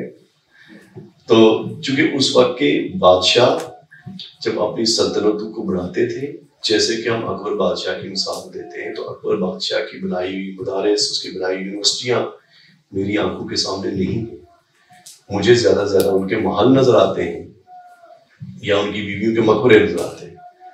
تو مجھے ان کا وہ سارے کا ساری جنگیں کم از کم مذہب کے لیے نظر نہیں آتی، اس دلیل کی بنیاد پہ کہ میں نے ان کے مذہب کے لیے دی ہوئی خدمات سامنے نہیں اتنی زیادہ. ہو سکتا ہے ان کے اوپر بات کریں گے علماء. تو لہٰذا بادشاہوں کے جو ترتیب دیے ہوئے فیصلے اور ان کی مذہب کی خاص انٹرپریٹیشن، ٹھیک ہے. جیسے کہ آپ کو یہاں یہ مثال جاننا آپ کے لیے بہت ضروری ہے، چونکہ میں نے ایسے جانی ہے تو میں آپ کو بتا رہا ہوں.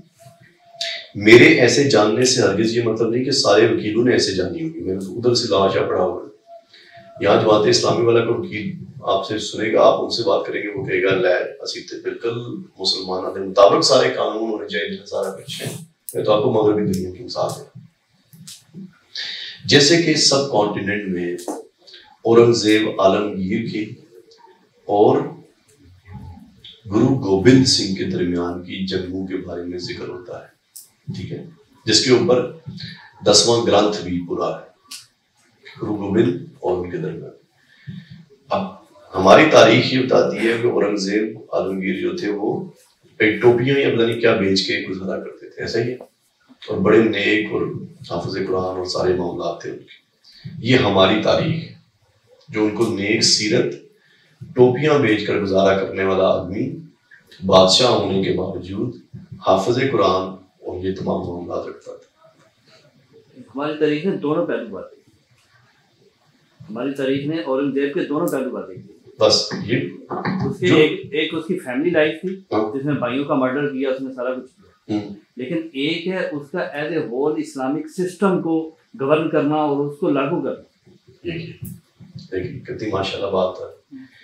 اب ایک اور کا تاریخ کا رخ ہے کہ 8 گرو آنے کے بعد گرو تیغ بہادر سکھ یعنی کہ سکھ ازم کو باقاعدہ مذہب کی شکل دینے والا آدمی، اس طرف کی تاریخ میں یہ سمجھا جاتا ہے کہ اورنگزیب عالمگیر، کیونکہ انہوں نے گرو گوبند سنگھ کے 4 بیٹے، 2 کو ذبح کیا تھا اور 2 کو جنگ میں ان کے بقول شہید کر دیا تھا. ٹھیک ہے، یہ ایک تاریخ ہے جو کہ ایک پورے گرنتھ 10واں گرنتھ کا حصہ ہے، یعنی کہ مذہبی کتاب کا حصہ. آپ کے لیے تاریخ ہے مگر ان کے لیے پوری مذہب ہے، یعنی کہ ان کے لیے وہ واقعہ کربلا کے برابر ایک واقعہ ہے جس میں اتنا بڑا ظلم ہوا، جس کے بعد گرو گوبند سنگھ نے لوگوں کو بلا کر ان کو باقاعدہ 5 پیارے بنائے، ان کو پگڑیاں پہنائی. اور پگڑی پہنانے کی بنیادی، اس سے پہلے پگڑی کا رواج نہیں تھا. پگڑی اس لیے بنائی کہ اورنگزیب پگڑی پہنتا ہے،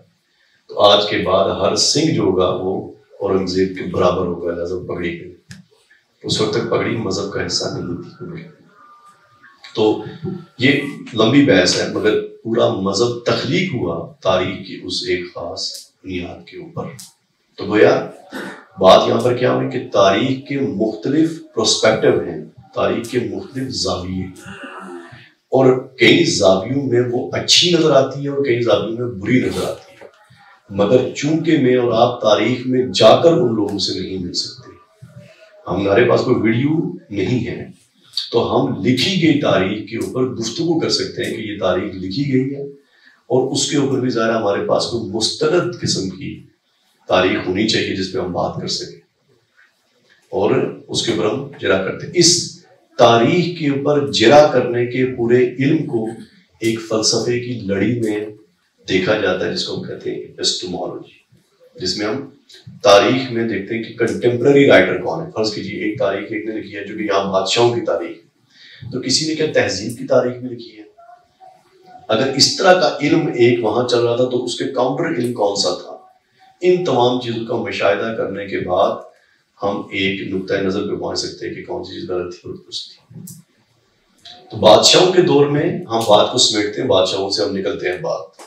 بادشاہوں کے دور میں اولڈ میکسمز، اولڈ جو روایات، کسٹمز، بادشاہوں کے دیے ہوئے فیصلے، مذاہب کو بادشاہ جس اینگل سے دیکھتے تھے، یا میں نے کیا کہا، مذہب کو بادشاہ جیسے استعمال کرتے تھے. کیونکہ میں یہ نہیں بتا سکتا تاریخ کی اس جگہ پر جا کر کہ کیا وہاں پر مذہب کی یہی صورت موجود تھی. مجھ تک تو جو پہنچی ہے میں وہی کہہ سکتا ہوں. تو وہاں بادشاہ نے مذہب کو جس طریقے سے استعمال کیا اسی طریقے سے وہ چیزیں وقوع پذیر ہوئی، اور انہوں نے اصول ترتیب دیے جس کے اوپر آگے قوانین بنے. یہاں سے ہم ایک لڑی اور پیچھے جاتے ہیں اور ہم ساتھ ٹائم بھی دیتے ہیں. ایک لڑی اور پیچھے جاتے ہیں اور ہم وہاں جا کے بات کو مکمل کریں گے کہ اب اصول اس سے پہلے جب بادشاہوں نے اور ریاستوں نے انسانوں کو جکڑا ہوا تھا تو مغربی دنیا میں بہت سارے فلسفی پیدا ہوئے. یہ تو بادشاہوں نے بتدریج مذاہب کو استعمال کرنا شروع کیا. اس سے پہلے جب بادشاہ روم دیتے تھے، زرکسیز، زاراتھسٹرا، یہ جو ایران کے اندر آتش پرست مذہب تھا، ان کا ایک شخص تھا زاراتھسٹرا یا زرکسیز جس کو بولتے تھے. وہ دنیا کا خدا تھا اور اس نے یورپ تک کے علاقوں کو فتح کیا ہوا تھا. ٹھیک ہے، یہ بات اسلام کے آنے سے پہلے کی. اس دوران مذاہب کے آنے سے، یعنی کہ مذاہب کی باقاعدہ شکلوں کے آنے سے پہلے، مگر چونکہ ہم بات کر رہے ہیں ساری دنیا کی، تو اس وقت ہم بات اسلام کی نہیں کر رہے اور نہ ہم اسلام کے پرسپیکٹو کے اوپر اتنی رائے دینے کی اہلیت رکھتا. تو بات ہو رہی ہے کہ اولڈ میکسم میں بادشاہوں نے جب ریاستوں کو اپنی مرضی سے تخلیق کیا ہوا تھا، جب دل کرتا تھا جو بادشاہ طاقتور تھا دوسری ریاست پہ حملہ کر دیتا تھا، انسانوں کا قتل کرتا تھا، وہاں پر اپنی حکومت قائم کر دیتا. اور وہاں بادشاہ خداؤں کی شکل میں بھی موجود تھے کہ وہ خداؤں کے اوتار ہیں، خداؤں کا عکس ہے دنیا کے اوپر. اور اس کے بعد پھر وہ بادشاہوں کی آگے اولادیں آئی تو وہ طاقتور ملوکیت در ملوکیت معاملہ چلتا رہا. اس دوران کچھ دنیا میں دیوانے پیدا ہونے لگے ساتھ ساتھ، جس کا آغاز تو میں نے آپ کو بتایا تھا تھیلس کے زمانے سے ہوا تھا، 4000 BC سے. مگر زیادہ ہمیں ریاست پر گفتگو ملتی ہے سقراط کے زمانے سے لے کر، جب ریپبلکا لکھی جاتی ہے، یعنی عوامی سماج کی بات لکھی جاتی ہے سب سے پہلے کہ عوامی سماج کی، ان کے پھر آگے طالب علموں کی ایک پوری کھیپ تیار ہو جاتی ہے۔ اینٹسٹین تھے جن کے آگے 2 سکول نکلتے ہیں، سکول کا مطلب ہے کہ 2 فرقے برآمد ہوتے ہیں فلسفے کے اندر، ایک زینو کا ہوتا ہے اسٹوئک، ایک ڈائجنیز کا ہوتا ہے سائنک اسکول آف تھاٹ۔ ان کے اپنے اپنے پوری ایک بحث ہے جو کہ ہم ایک دن پر مشتمل کر سکتے ہیں کہ یہ اسکول کیا کہتے تھے، مگر ابھی ہم فلسفے کی بحث نہیں کر رہے، ابھی ہم کر رہے ہیں کہ فلسفے کے اندر فلسفہ کیا ہے، جو لوگوں نے عقل سے اپنے عقل کی انتہا کو استعمال کرتے ہوئے انسانی سماج یا رب کے بارے میں گفتگو کی ہے، ہم اسی کو فلسفہ کہہ سکتے ہیں۔ ایسا ہی انسانی سماج کے اندر موجود تعلقات کو وضع کرنے اور رب کے ساتھ انسان کے تعلقات کو سمجھنے کے لیے انسان نے اپنے زمانے کے علم انتہا کی جو بات کی، ہم اسی کو فلسفہ۔ تو اس دوران انہوں نے کیا کہا کہ اچھا بادشاہوں نے بہت چڑھ دوڑے بیڑا غرق کر کے رکھ دیے، تو لہٰذا انہوں نے انسانی اصولوں اور انسانی سماج کی بہتری کے لیے باتیں کرنا شروع کر دی، جس میں سب سے پہلے ریپبلکا سقراط نے بات کی، پھر اس میں ارسطو نے بات کی، افلاطون نے باتیں کی۔ ارسطو نے پولیٹکس کے نام سے کتاب ترتیبی سیاسیات اور سیاست کے اصول وضع کیے کہ سیاست کیا ہونی چاہیے، اور یہی وہ دور تھا جس میں روم میں سلطنت میں انہوں نے کچھ لوگ کو سینیٹر بدلنا شروع کر دیا کہ ٹھیک ہے اب بادشاہ اپنی مرضی سے فیصلہ کرے گا، مگر عوام میں سے کچھ، اس وقت عوام میں سے وہ نمائندے منتخب نہیں ہوتے تھے، عوام میں سے جو فلاسفہ ہیں، جو پڑھے لکھے ہیں، جو اس سماج کے بہترین لوگ ہیں، ان کو سینیٹر کا عہدہ دے دیا جاتا تھا کہ وہ بادشاہ کو مدد مہیا کریں کہ آپ اس ملک کو چلانے کے لیے جو نظام بناتے ہیں اس میں لوگوں کی ان چیزوں کا خیال رکھیں۔ جمہوریت کی ایک پہلی سی چھوٹی سی دھندلی سی تصویر بننے لگی۔ یہی وہ اصول ان فلسفیوں کی بنیاد، ان فلسفیوں کی باتوں کی بنیاد پر بننا شروع ہوئے جنہوں نے اگلی پوری جورسپروڈنس کی بنیاد رکھی، اور وہ جورسپروڈنس جس کی بنیاد انہوں نے رکھی وہ بات تدریج ہم نے اس کو وہاں فلسفی سے لے کر اپنے فون کے میسج تک اس کا مشاہدہ کیا کہ اب اس کی صورتحال کس نوعیت کی ہے۔ اب وہاں فلسفیوں کے پاس ہوتی تو فلسفیوں میں موجود مختلف بحثوں نے نئی بحثوں کو جنم دیا۔ پہلے تو سب سے پہلے جو فلسفی تھے وہ ریاست کے تسلط اور اس کی عملداری میں انسانوں کے کیا حق ہونے چاہیے اور ان کی زندگی کیا معنی رکھتی ہے اس کی بنیاد پہ گفتگو کی۔ پھر یہیں سے انسانوں کے حقوق کا فلسفہ نمودار ہوا۔ ہم یہ کہتے ہیں کہ آج جو ڈیکلریشن آف ہیومن رائٹ ہے اس کی بنیاد ڈائجنیز نے رکھ دی۔ ڈائجنیز کون تھا؟ اینٹسٹین کا طالب علم۔ اینٹسٹین کون تھا؟ سقراط کا طالب علم۔ سقراط کے مدرسے سے پڑھا اینٹسٹین، اس کے درسے سے پڑھا ڈائجنیز، ٹھیک ہے۔ پھر پلوٹو کے ڈائجنیز کی بات کر رہے تھے۔ ڈائجنیز جسے سائنک اسکول آف تھاٹ کی بنیاد رکھی تھی، کپڑے نہیں پہنتا تھا اور ایک ڈرم کے پاس بیٹھا رہتا تھا۔ یہ وہی مشہور شخص ہے جس کے پاس الیگزینڈر اسکندر اعظم نے جا کے کہا تھا کہ میں تمہارے لیے کیا کر سکتا ہوں، تو مجھے بتاؤ، تم یہاں بیٹھے ہوئے اتنی بڑی بڑی باتیں کہہ رہے ہو، تم بتاؤ میں تمہارے لیے کیا کر سکتا ہوں۔ تو اس نے کہا تھا کہ آپ آگے سے ہٹ جائیں، آپ کے آگے کھڑے ہوئے سے میں سورج کی روشنی نہیں لے پا۔ اس پہ لوگوں نے بڑی بڑی کتابیں لکھی اس کے بعد کہ اس کی بات کا مطلب کیا تھا۔ تو ڈائجنیز جب آپ ان کے بارے میں سرچ کریں گے آن لائن تو آپ کو ایک برہنہ، نیم برہنہ شخص کی تصویر نظر آئے گی۔ وہ ایک ڈرم ہوتے تھے ان کے پاس پر بیٹھا رہتا تھا اور وہیں بیٹھ کے باتیں کرتا تھا، مگر اس کی ہوئی باتوں کے اوپر ایک پورا انسانی حقوق کے فلسفے نے بنیاد رکھی، کیونکہ اس نے کہا کہ انسان جو تھا اس سماج میں بہت اہمیت رکھتا ہے. ریاست کے سامنے انسان کو تگڑا ہونا چاہیے. گو کہ اس نے یہ ساری باتیں یوں نہیں کہی تھی, وہ فلسفے کی بہت بنیاد تھی, اور اس نے ارتقائی شکل اختیار کر کے انسانوں کے حقوق ترتیب دی. ٹھیک, تو جب انسانوں کے حقوق کی بات کی جاتی ہے وہاں پر ان کا ذکر بھی کیا جاتا ہے. پھر پلوٹو کی بات کر لیجیے. پلوٹو نے تو بڑی لمبی چوڑی گفتگو کی, مگر ہم ان کی ایک چلے بات کو آج اسٹڈی کر لیتے ہیں. ایک بات یہ آپ کو بتانا ہے کہ یہ فلسفیوں نے کیا باتیں کر چھوڑی جس کے اوپر پوری اگلی قانون کی عمارت کھڑی ہوئی. انہوں نے کچھ باتیں کی عقل سے کہ آخری انتہا کو پہنچی. ٹھیک ہے, تو پلوٹو کی ایک مشہور سٹوری ہے جس کو ہم کہتے ہیں کہ پلوٹو کی کیو, غار. پلوٹو کی غار ایک مشہور فلسفہ ہے, آپ آن لائن پڑھیں گے تو آپ کو ملے گی. ٹھیک ہے, غار. غار میں انہوں نے واقعہ سنایا کہ کچھ لوگ ہیں جو ایک غار میں بیٹھے ہوئے ہیں. ان کا منہ جو ہے, میں لوگوں کی شکلیں بہت بری بنا رہا ہوں مجھے پتا ہے, مگر اب ایسی آپ دیکھ لیجیے.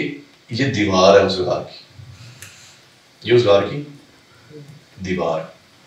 ان کے چہرے دیوار کی طرف ہیں, ان کے چہرے دیوار کی طرف. یہ 4-5 لوگ ہیں جن کے چہرے دیوار پہ, کتنے لوگ ہیں یاد نہیں, مگر کچھ لوگ تھے جو دیوار کی طرف. اور ان کے اس جانب سے روشنی پیچھے سے آ رہی ہے, اور اس کے درمیان میں ایک گیلری ہے. یہ ایک مثال دیکھو, بات سمجھا رہے ہیں جو بات آخر میں جا کے آپ کو سمجھ میں آئے گی. تو یہاں سے لوگ گزر رہے ہیں, پانی لے کے گزر رہے ہیں, کچھ پانی اٹھایا ہوا ہے, کچھ نہیں کیا اٹھایا. ان کو باندھا ہوا ہے, یہ پیچھے مڑ کر نہیں دیکھ سکتے. ان کو باندھا ہوا ہے, یہ پیچھے مڑ کر نہیں دیکھ سکتے. بچپن سے ایسے ہی بیٹھے, مثال دے رہے ہیں. بالکل یہ کیو نہیں, انہوں نے کیو نکال بھی دی. یہ ادھر پہلے سمجھے, پھر آپ کو کیو جب نظر آئے گی نا, پھر آپ کو پتا چلے گا کہ کیو میں ہو کیا رہا ہے. جواب ادھر سے روشنی آ رہی ہے جی, اتنے جو نا لائٹاں لگی ہیں یا جو بھی ہے روشنی آ رہی ہے.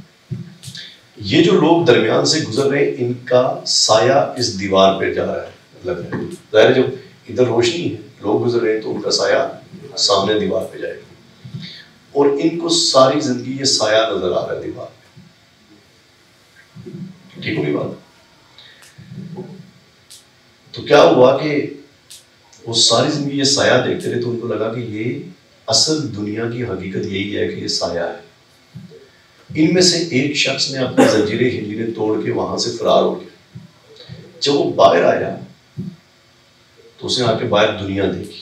اس کو سورج نظر آیا, لوگ نظر آئے, اور وہ ان ساری چیزوں کو دیکھ کے پریشان ہو گیا, اور وہ دوڑ کے اندر گیا اور جا کے ان کو چیخ چیخ کر بتانے لگا کہ دیکھو جس طریقے سے ہمیں یہ سایہ نظر آ رہا ہے ایسا نہیں ہے, دنیا اور ہے.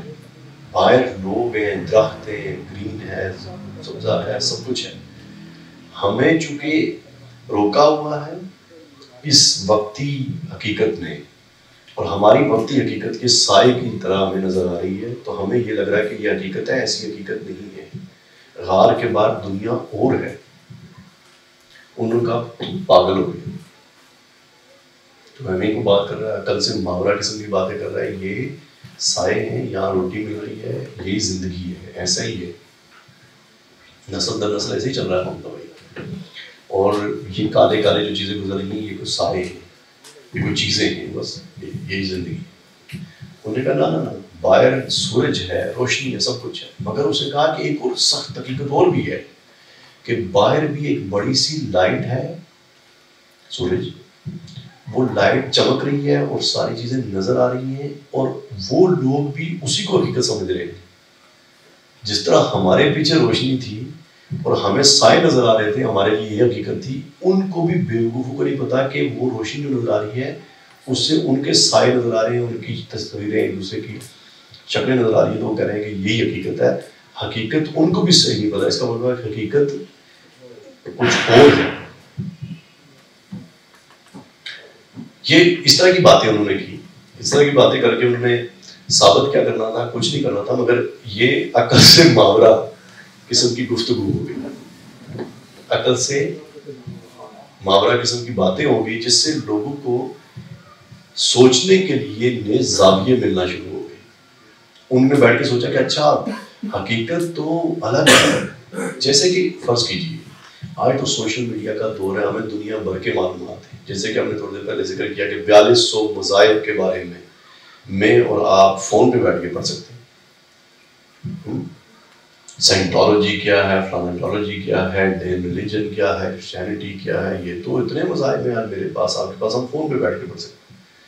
ہمارے اجداد کے پاس تو اتنے نہیں تھے. ان کے جو اجداد تھے جن کو بادشاہوں کا ہی دور دیکھا ہوا تھا، اور جن کے نزدیک، اور ان کے جو اجداد تھے جو وہاں زرکسیس کے زمانے میں پیدا ہوئے ہوں گے، ان کے نزدیک تو بادشاہ خدا ہے، جب تک کہ کوئی آ کر ان کو بتا نہ دے کہ خدا یہ نہیں ہے.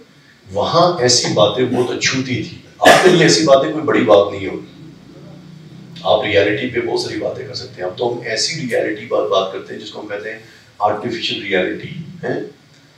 ہم یہ والی بات کرتے ہیں کہ اب ورچوئل ریالٹی بھی کوئی چیز ہے. ہم ملٹی ورس کی باتیں بھی کرتے ہیں. ہم تو نئی دنیا میں، تو اس میں جب انہوں نے یہ باتیں کی تو نئی نئی طرح کی گفتگو پیدا ہو کہ کیا بادشاہی ضروری نہیں ہے، انسان بھی اہم ہے. یہ کوئی حقیقت جو آپ کے سامنے نظر آ رہی ہے یہ نہیں ہے، اس کائنات کا کوئی رب بھی ہے. پھر رب کی بحث شروع ہوئی. اگر رب ہے تو اس کے قوانین کیسے ہوں گے، وہ انسان کو کیسے گورن کرنا چاہتا ہے. ابھی یہ بات ہو رہی ہے عیسیٰ علیہ السلام سے پہلے کی بات ہے، ابھی حضرت عیسیٰ نہیں ہے. ٹھیک ہے، تو ظاہر اس دور کی کیا حیت، اس دور کی کیا پیراڈائم، اس دور کا کیا تخلیق ہوئی ہوگی، لوگ کیسے سوچتے ہوں گے، اس کے مطابق اس بات کو سمجھنا پڑے گا کہ پھر وہاں جو اصول ترتیب دیے انہوں نے گفتگو کر کے، ان اصولوں نے جمہوریت، قانونیت اور اس طرح کی تمام بحثوں کی بنیاد رکھی. ایگزسٹینشلزم، موجودیت. پھر یوٹیلیٹیرینزم. کون سا ازم؟ یوٹیلیٹیرینزم. جان اسٹیورٹ مل. یوٹیلیٹیرینزم کیا؟ ایک انسان کی ایک سماج کے اندر استعمال، وہ اپنے آپ کو کس طریقے سے استعمال کرتا ہے ریاست کے لیے، ریاست اس کو واپس کیا دے سکتی ہے، یہ بھی ایک بحث. ایسے 20 فلسفے ہو رہے ہیں. پھر آگے انہی چیزوں نے ڈیولپ ہوتے ہوئے مارکسزم تک بات پہنچ گئی. جب مارکسزم تک کہاں پہنچی بھائی؟ جب ہم نے ریاستوں کے پورے ملبے سے لڑتے لڑتے، ابھی ریاستوں کو شکست ہم نے نہیں دی تھی. فلسفی مذاہب کے لوگ ریاستوں کے خلاف نبرد تھے. خیر اسلام والی ریاست کی شکل اور ہے، اس میں ریاست اور مذہب ایک ہی چیز ہے، وہ آپ کو بتائیں گے پلانی صاحب. مگر وہ ریاستوں کے مذہب اور ریاستوں کی طاقت اور ان کے بادشاہوں کی طاقت کو فلسفیوں نے شکست نہیں دی. انہوں نے باتیں کی مگر شکست آ کے کس نے دی؟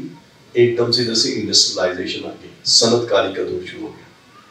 تو صنعت کاری چونکہ جو کمپنیاں تھیں ان کے مقابلے میں تھیں، انہوں نے ان کو دبوچ لی. تو وہ جو بحث پیچھے کر رہے تھے پلاٹو وغیرہ، وہ بحث ایک دم سے تبدیل ہو کے کارل مارکس کی شکل اختیار کر گئی، کہ اس نے کہا کہ یہ کمپنیاں چڑھ دوڑی ہیں، یہ نہیں چھوڑیں گی، اور یہ سماج اسی طرح تباہ. کمیونسٹ مینیفیسٹو پڑھیں گے، ٹھیک ہے. تو اس نے ایک نئی شکل اختیار کی، درست. اور پھر یوں ہی اصول جو ریاستوں کے خلاف انسانوں کو حقوق دلوانے والا تھا، وہ ایک دم سے صنعتوں کے خلاف انسانوں کو حقوق دلوانے والا ہو گیا. اور وہی آہستہ آہستہ بعد تدریج تبدیل ہوتے وہی اصول آج آپ کی زندگی میں کیا ہے؟ آپ کی معلومات. اس وقت دنیا کی سب سے بڑی بحث کیا ہے؟ آپ کی معلومات، آپ کی ذاتی ملکیت ہے یا نہیں. اب یہ ایک بڑا دور ہے جس کے اندر ہم سارے جئیں گے، ہم بحثیں کریں گے، کتابیں لکھیں گے، شور مچائیں گے، اور پھر ہم بھی مر جائیں گے. پھر اگلی تو ایک نسل آئے گی، وہ کچھ اور بات کر رہی ہے. مگر میری اور آپ کی زندگی میں بحث کیا ہوگی سب سے بڑی؟ کہ انسان کا جو مواد ہے، جو گفتگو کرتا ہے، باتیں کرتا ہے، تصویریں لیتا ہے، تصویر دیتا ہے، اس کی فون کے اندر جو چیزیں ہیں، اس کی سوشل میڈیا پہ، میڈیا میں جو چیزیں ہیں، اس کی معلومات ہے. معلومات کیا ہے؟ کس کی ملکیت ہے، کاپی رائٹ، ٹریڈ مارک، یہ ساری چیزیں اس سے پیدا ہوں گی۔ پھر چونکہ اب معلومات کے دور سے ہم گزر رہے ہیں تو اس پورے معلومات کے جہان میں علم کیا ہے، یہ ایک بہت بڑی بحث ہے جس کے اوپر آج کے فلسفی جس میں نوا یووا ہراری کا نام زیادہ لیا جاتا ہے، وہ انہی چیزوں کے اوپر گفتگو شنید کرتے ہیں کہ کوئی بات نہیں۔ ہم آج یہاں تک یہ بات کریں گے، مگر ساتھ میں آپ کو ایک بات، یہ کتاب میں یہاں چھوڑے جا رہا ہے، میرا جی چاہ رہا تھا کہ میں اس میں سے کچھ کیس اسٹڈی آپ کے سامنے اس کے اوپر گفتگو کروں، مگر بات لمبی ہوئی۔ یہ کتاب جو ہے وہ لکھی ہے شروع میں سر دنشا فردنجی ملا، ٹھیک ہے جی، کتاب کا نام ہے ملاز پرنسپل آف ماڈرن لا، ٹھیک ہے جی۔ یہ کتاب جو ہے وہ اگر آپ شریعہ کے حوالے سے ہمارے جو کورٹ سسٹم ہے اس کے اندر جا کے آپ کہیں گے کہ یار ڈیورس یعنی کہ طلاق کا قانون ہے، حق مہر کا ہے، ان تمام چیزوں کے اوپر اسلامی شرح کیا ہے، تو آپ کو یہ کتاب ہمیشہ ریکمینڈ کی جاتی ہے کہ آپ پڑھیں۔ انہوں نے بڑی ایکسٹینسو ریسرچ کی ہے۔ یہ جو شخص تھے، اب تو لیکن آپ کتاب کے بعد مسلمانوں کے نام پڑھیں گے، Munir Ahmed Khan advocate supreme court تھے، این اے اقبال صاحب ہائی کورٹ کے تھے، ان لوگوں نے اس کی اگلا ایڈیشن لکھا ہوا ہے، یعنی جو نئی چیزوں میں اضافہ ہوا تحقیق میں وہ اس میں ڈالی ہوئی ہے۔ ان کی بات ختم نہیں کی کیونکہ انہوں نے بہت بڑی تحقیق کی تھی اس برٹش انڈیا کے دوران، جب مغربی قوانین جہاں نافذ تھے تو وہاں اسلامی قانون کی شکل ریت کیا ہونی چاہیے۔ خود سر دنشا ملا جو تھے وہ ایک زرتشت مذہب سے تعلق رکھنے والے شخص تھے، ٹھیک ہے، ہندو تھے اور زرتشت مذہب کو اختیار کیا ہوا تھا، مگر ذرا انہوں نے تحقیق جو کی وہ تحقیق ان لوگوں کے سامنے کی۔ اس میں یہ چونکہ لائی میں انگریزی میں ہے، میں جا نہیں سکا کہ میں آپ لوگوں کو اردو کی لے آؤں، اردو کی بھی آپ کو لا دوں گا، مگر اس میں آپ مختلف جو چیزیں ہیں ان کو پڑھ سکتے ہیں کہ شریعہ کے حوالے سے کیا گفٹ کیا ہوتا ہے، جیسے کہ شریعہ کے حوالے سے رسول صلی اللہ علیہ وسلم کی جو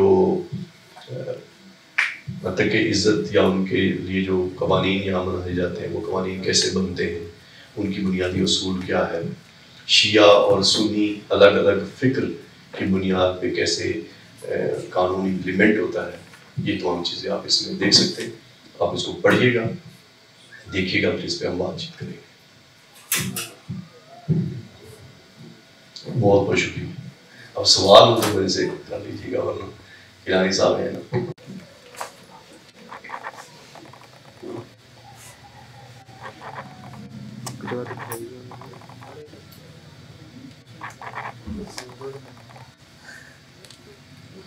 بسم اللہ الرحمن الرحیم۔ بہت بہت شکریہ جناب جنید بہادر صاحب کا۔ ویسٹرن لا کے حوالے سے بیسک چیزیں، بیسک جو اس کے کانسیپٹس ہیں ان سے ہمیں آگاہ کر رہے ہیں، جس میں آج جو انہوں نے ویسٹرن جورسپروڈنس، مغربی اصول قانون کے حوالے سے چند چیزیں ان سے ہمیں آگاہ کیا۔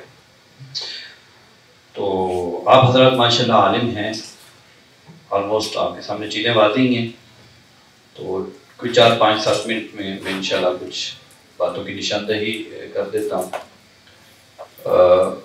جو ہمارے سامنے جنید صاحب کی گفتگو سے جو بات ہمیں سمجھ میں آئی ہے وہ یہ ہے کہ اب ہم جو سمجھ سکتے ہیں نا، کہہ سکتے ہیں کہ ویسٹرن جورسپروڈنس کے اندر یعنی مغربی اصول قانون کے اندر 4 چیزیں جو ہیں بیسک، جو جن کے اوپر ڈسکشن ہوئی ہے۔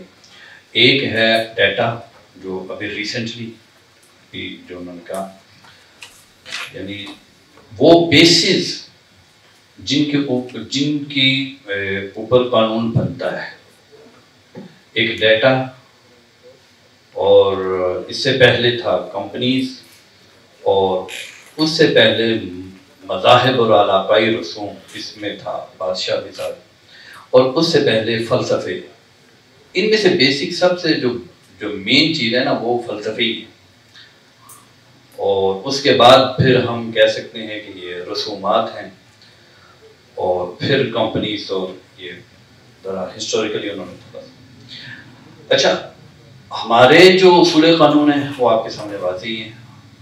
ہمارا قانون کن بیسس پہ بنتا ہے؟ قرآن و سنت. لیکن قرآن و سنت خود ہمارا قانون ہے اکارڈنگ ٹو سیلف اپروچ.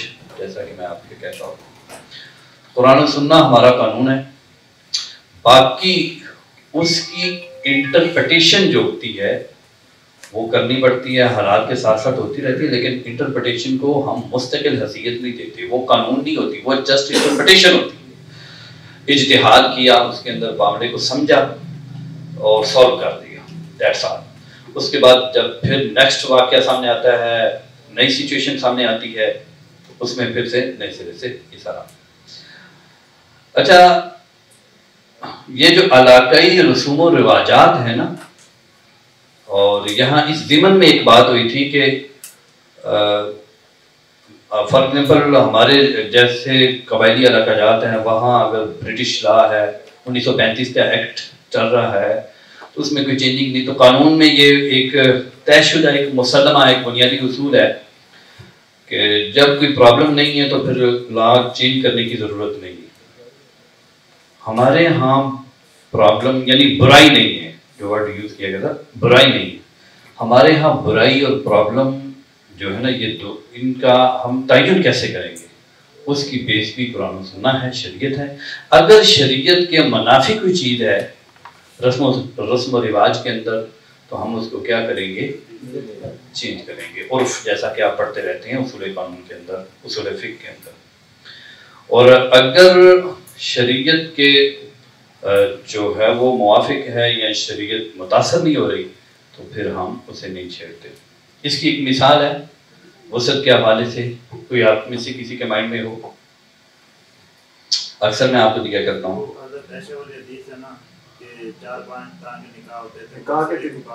جی نکاح والے بھی بہت اچھی ایگزامپل ہے.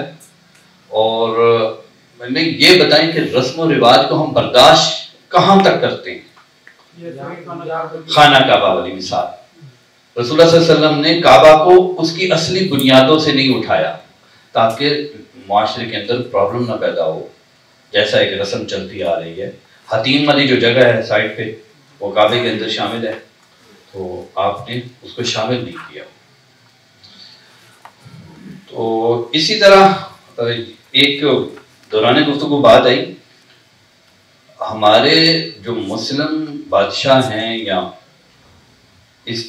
جیسے ہماری ایک آئیڈیالوجی، ہمارا ایک نظریہ ہے کہ اسلام جو ہے وہ غلبے کے لیے آیا ہے اور اسلام کو پھیلنا ہے، اور اسلام ہی صرف دین عدل ہے. اسلام کے علاوہ کوئی نظام، کوئی دین نظام کے معنی میں کوئی دین عدل والا نہیں. تو اس آئیڈیالوجی کے غلبے کے لیے ہم لڑتے ہیں، اور ادر جو ریلیجن ہے، باقی جو مذاہب ہیں، وہ بھی اسی لیے لڑتے ہیں. یہ ٹھیک ہے بات. تو اس میں نا تھوڑا سا ہسٹوریکلی چینجنگ آیا. ایک تو اسلام کی ڈیٹیل کے ساتھ ڈسکشن وہ ایک الگ ٹاپک ہے. ہمارے بادشاہ جو تھے نا، بیچ میں کوئی ہوگا تو سارے سیلریز دیتے تھے.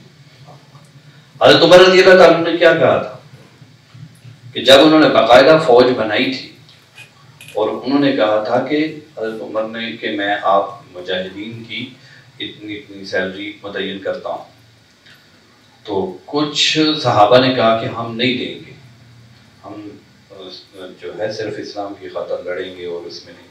تو حضرت عمر نے کہا تھا کہ جس نے نہیں دی نا، میں نے اسے بھیج دی. تو بیچ میں کوئی بادشاہ آئے گا، کوئی بہت شاد و نادر ہوگا. تو یہ سارا. اچھا جی، ایک ایپسٹمالوجی کی ایک بات ہوئی. ایپسٹمالوجی ایک فلسفی ہے جس کا جنید صاحب نے وہ تذکرہ بھی کیا کہ ہسٹوریکلی یعنی تاریخ کی مستند تو نہیں، تاریخ کی کوئی سند تو نہیں ہوتی، ہم بھی پڑھتے پڑھاتے رہتے ہیں. تو ایپسٹمالوجی یہ وہ فلسفی ہے جس کی بیس پہ پرکھا جاتا ہے کون سی تاریخ کا کون سا پہلو ٹھیک ہے، کون سا غلط ہے. یہی آپ نے اشارہ، کون سا پہلو ٹھیک ہے، کون سا پہلو غلط ہے، یہ عقلی بنیادوں پر. ہمارے ہاں اللہ کا شکر ہے علم حدیث، اصول حدیث، جرح و تعدیل کا ایک بڑا ایک معیار ہے. راوی کا عادل ہونا، ثابت ہونا، ہم اس بنیاد پہ پرکھتے ہیں حدیثوں کو. تو ہمارے ہاں تاریخ کی یہ حیثیت ہی نہیں کہ اس کی بیس پہ قانون بنے. ہمارے یہاں قانونی شریعت کی بیس پہ بنتا ہے، تو شریعت ہمارے یہاں مستند ہے، اس کی باقاعدہ سند ہے. بات سمجھ آئے گی اصول حدیث. تو آخر میں وہ فلسفے کے حوالے سے باتیں ہوئی، تو وہ تو باتیں ہماری چلتی رہتی ہیں، لیکن بس افلاطون کی پلیٹو کی وہ میں بات تھوڑی سی واضح کر دوں، وہ کیو والی، وہ غار والی. افلاطون کہتا تھا کہ یہ جو بات جنید صاحب نے کی صحیح بات کی ہے، افلاطون اسے یوں ہی بیان کرتا ہوتا تھا، لیکن وہ اس سینس میں بیان کرتا تھا، وہ کہتا تھا کہ یہ جو دنیا ہے نا، یہ دنیا عکس ہے، سایہ ہے. مجھے یہ فیل ہوتا ہے یا مجھے یہ عقل میری پہنچتی ہے یہاں تک، وہ یہ پہنچتی ہے یہ دنیا اصل نہیں ہے، اس کے علاوہ کوئی دنیا ہے، یہ دنیا حقیقت نہیں ہے، حقیقت وہ دنیا ہے اور یہ اس کا عکس ہے، اس کا سایہ ہے. تو یہ افلاطون کہتا تھا. اور اسی وجہ سے یونانی فلسفہ میں سے، گریک فلسفی میں افلاطون، ارسطو اور افلاطون استاد شاگرد ہیں آپس میں. افلاطون وہ فلاسفر ہے کہ جس کی فلسفی الہیاتی اعتبار سے یعنی روحانی اسپرچول ہے، جبکہ ارسطو کی جو اپروچ تھی وہ میٹیریلسٹک تھی، وہ ایک مادی تھا. افلاطون اسپرچولسٹ تھا، وہ ایک روحانی انداز میں رکھتا تھا. مسلمانوں کا جو علم الکلام وجود میں آیا ہے نا، تھیولوجیکل وہ ساری جو بحثیں مسلمانوں کے اندر چلی، وہ افلاطون کی فلسفی تھی جس سے زیادہ مسلم متاثر ہوئے اور پھر وہ ساری بحثیں وجود میں آئی. تو وہ اس ایگزامپل کو یوں بیان کیا کرتا تھا، جہاں تک اس کی بات ٹھیک ہے کہ یہ دنیا حقیقت نہیں ہے، حقیقت کہیں اور ہے. اب وہ حقیقت ہے کیا، اس کا تعین کیا ہے، یہاں وہ نہیں پہنچ سکتا تھا. اور یہ وہی بات ہے جو اللہ تعالیٰ نے قرآن مجید میں کہی ہے کہ اللہ نور السماوات والارض مثل نورہ کمشکات. یہ اس آیت کی ڈیٹیل میں انشاءاللہ سمجھاؤں گا کسی وقت، آپ کو لمبی بحث ہو جائے گی، کہ جس کا خلاصہ اور لب لباب یہ ہے کہ انسان کے اندر عقل جو رکھی نا، یہ ایک نور ہے. عقل ایک فطرت، عقل یہ نور ہے جو اللہ نے انسان کے اندر رکھی. قریب ہے کہ یہ ہدایت کو پکڑ لے. وہ کس طرح؟ یکاد زیتھا یضیء، قریب ہے یعنی اللہ نے اس فطرت کو، اس عقل کو اتنا صاف رکھا ہوا ہے، قریب ہے کہ یہ ہدایت کو پکڑ لے، لیکن پکڑ نہیں سکتے. ان کو اوپر سے ایک چکماک کی رگڑ چاہیے، ایک دیا سلائی چاہیے، ایک ماچس چاہیے جو اوپر سے روشنی دے، پھر یہ لالٹین روشن ہوگی. یعنی یہ اس کے اندر زیتون کا تیل ہے، اور وہ زیتون کا تیل لا شرقیۃ ولا غربیہ، کہ وہ ایک ایسے درخت کے کا تیل ہے زیتون کا کہ جو جس کو دھوپ پڑتی ہے مشرق مغرب کی طرف سے، سورج طلوع ہوتے وقت بھی غروب ہوتے وقت بھی، تو قریب وہ تیل خود بھڑک اٹھے، لیکن وہ نہیں بھڑکتا، خود نہیں بھڑک سکتا. اس تیل کو بھڑکنے کے لیے کیا چاہیے؟ چکماک کی ایک رگڑ چاہیے. بات سمجھے کہ نہیں سمجھے؟ تو اس لحاظ سے افلاطون یہ ٹھیک کہتا تھا کہ یہ دنیا جو ہے، یہ دنیا عکس ہے، ایک سایہ سا نظر آتا ہے، اصل کچھ اور ہے. لیکن اس کا تعین پیغمبروں نے کیا، ہمیں قرآن نے بتا دیا، اور وہی ہدایت ہے. ٹھیک ہے جی، اللہ تعالیٰ ہمیں اسلام سمجھنے کی اور اسلام کی خدمت کی توفیق عطا فرمائے. بہت بہت شکریہ. زندگی شعور سے، الحکمہ انٹرنیشنل.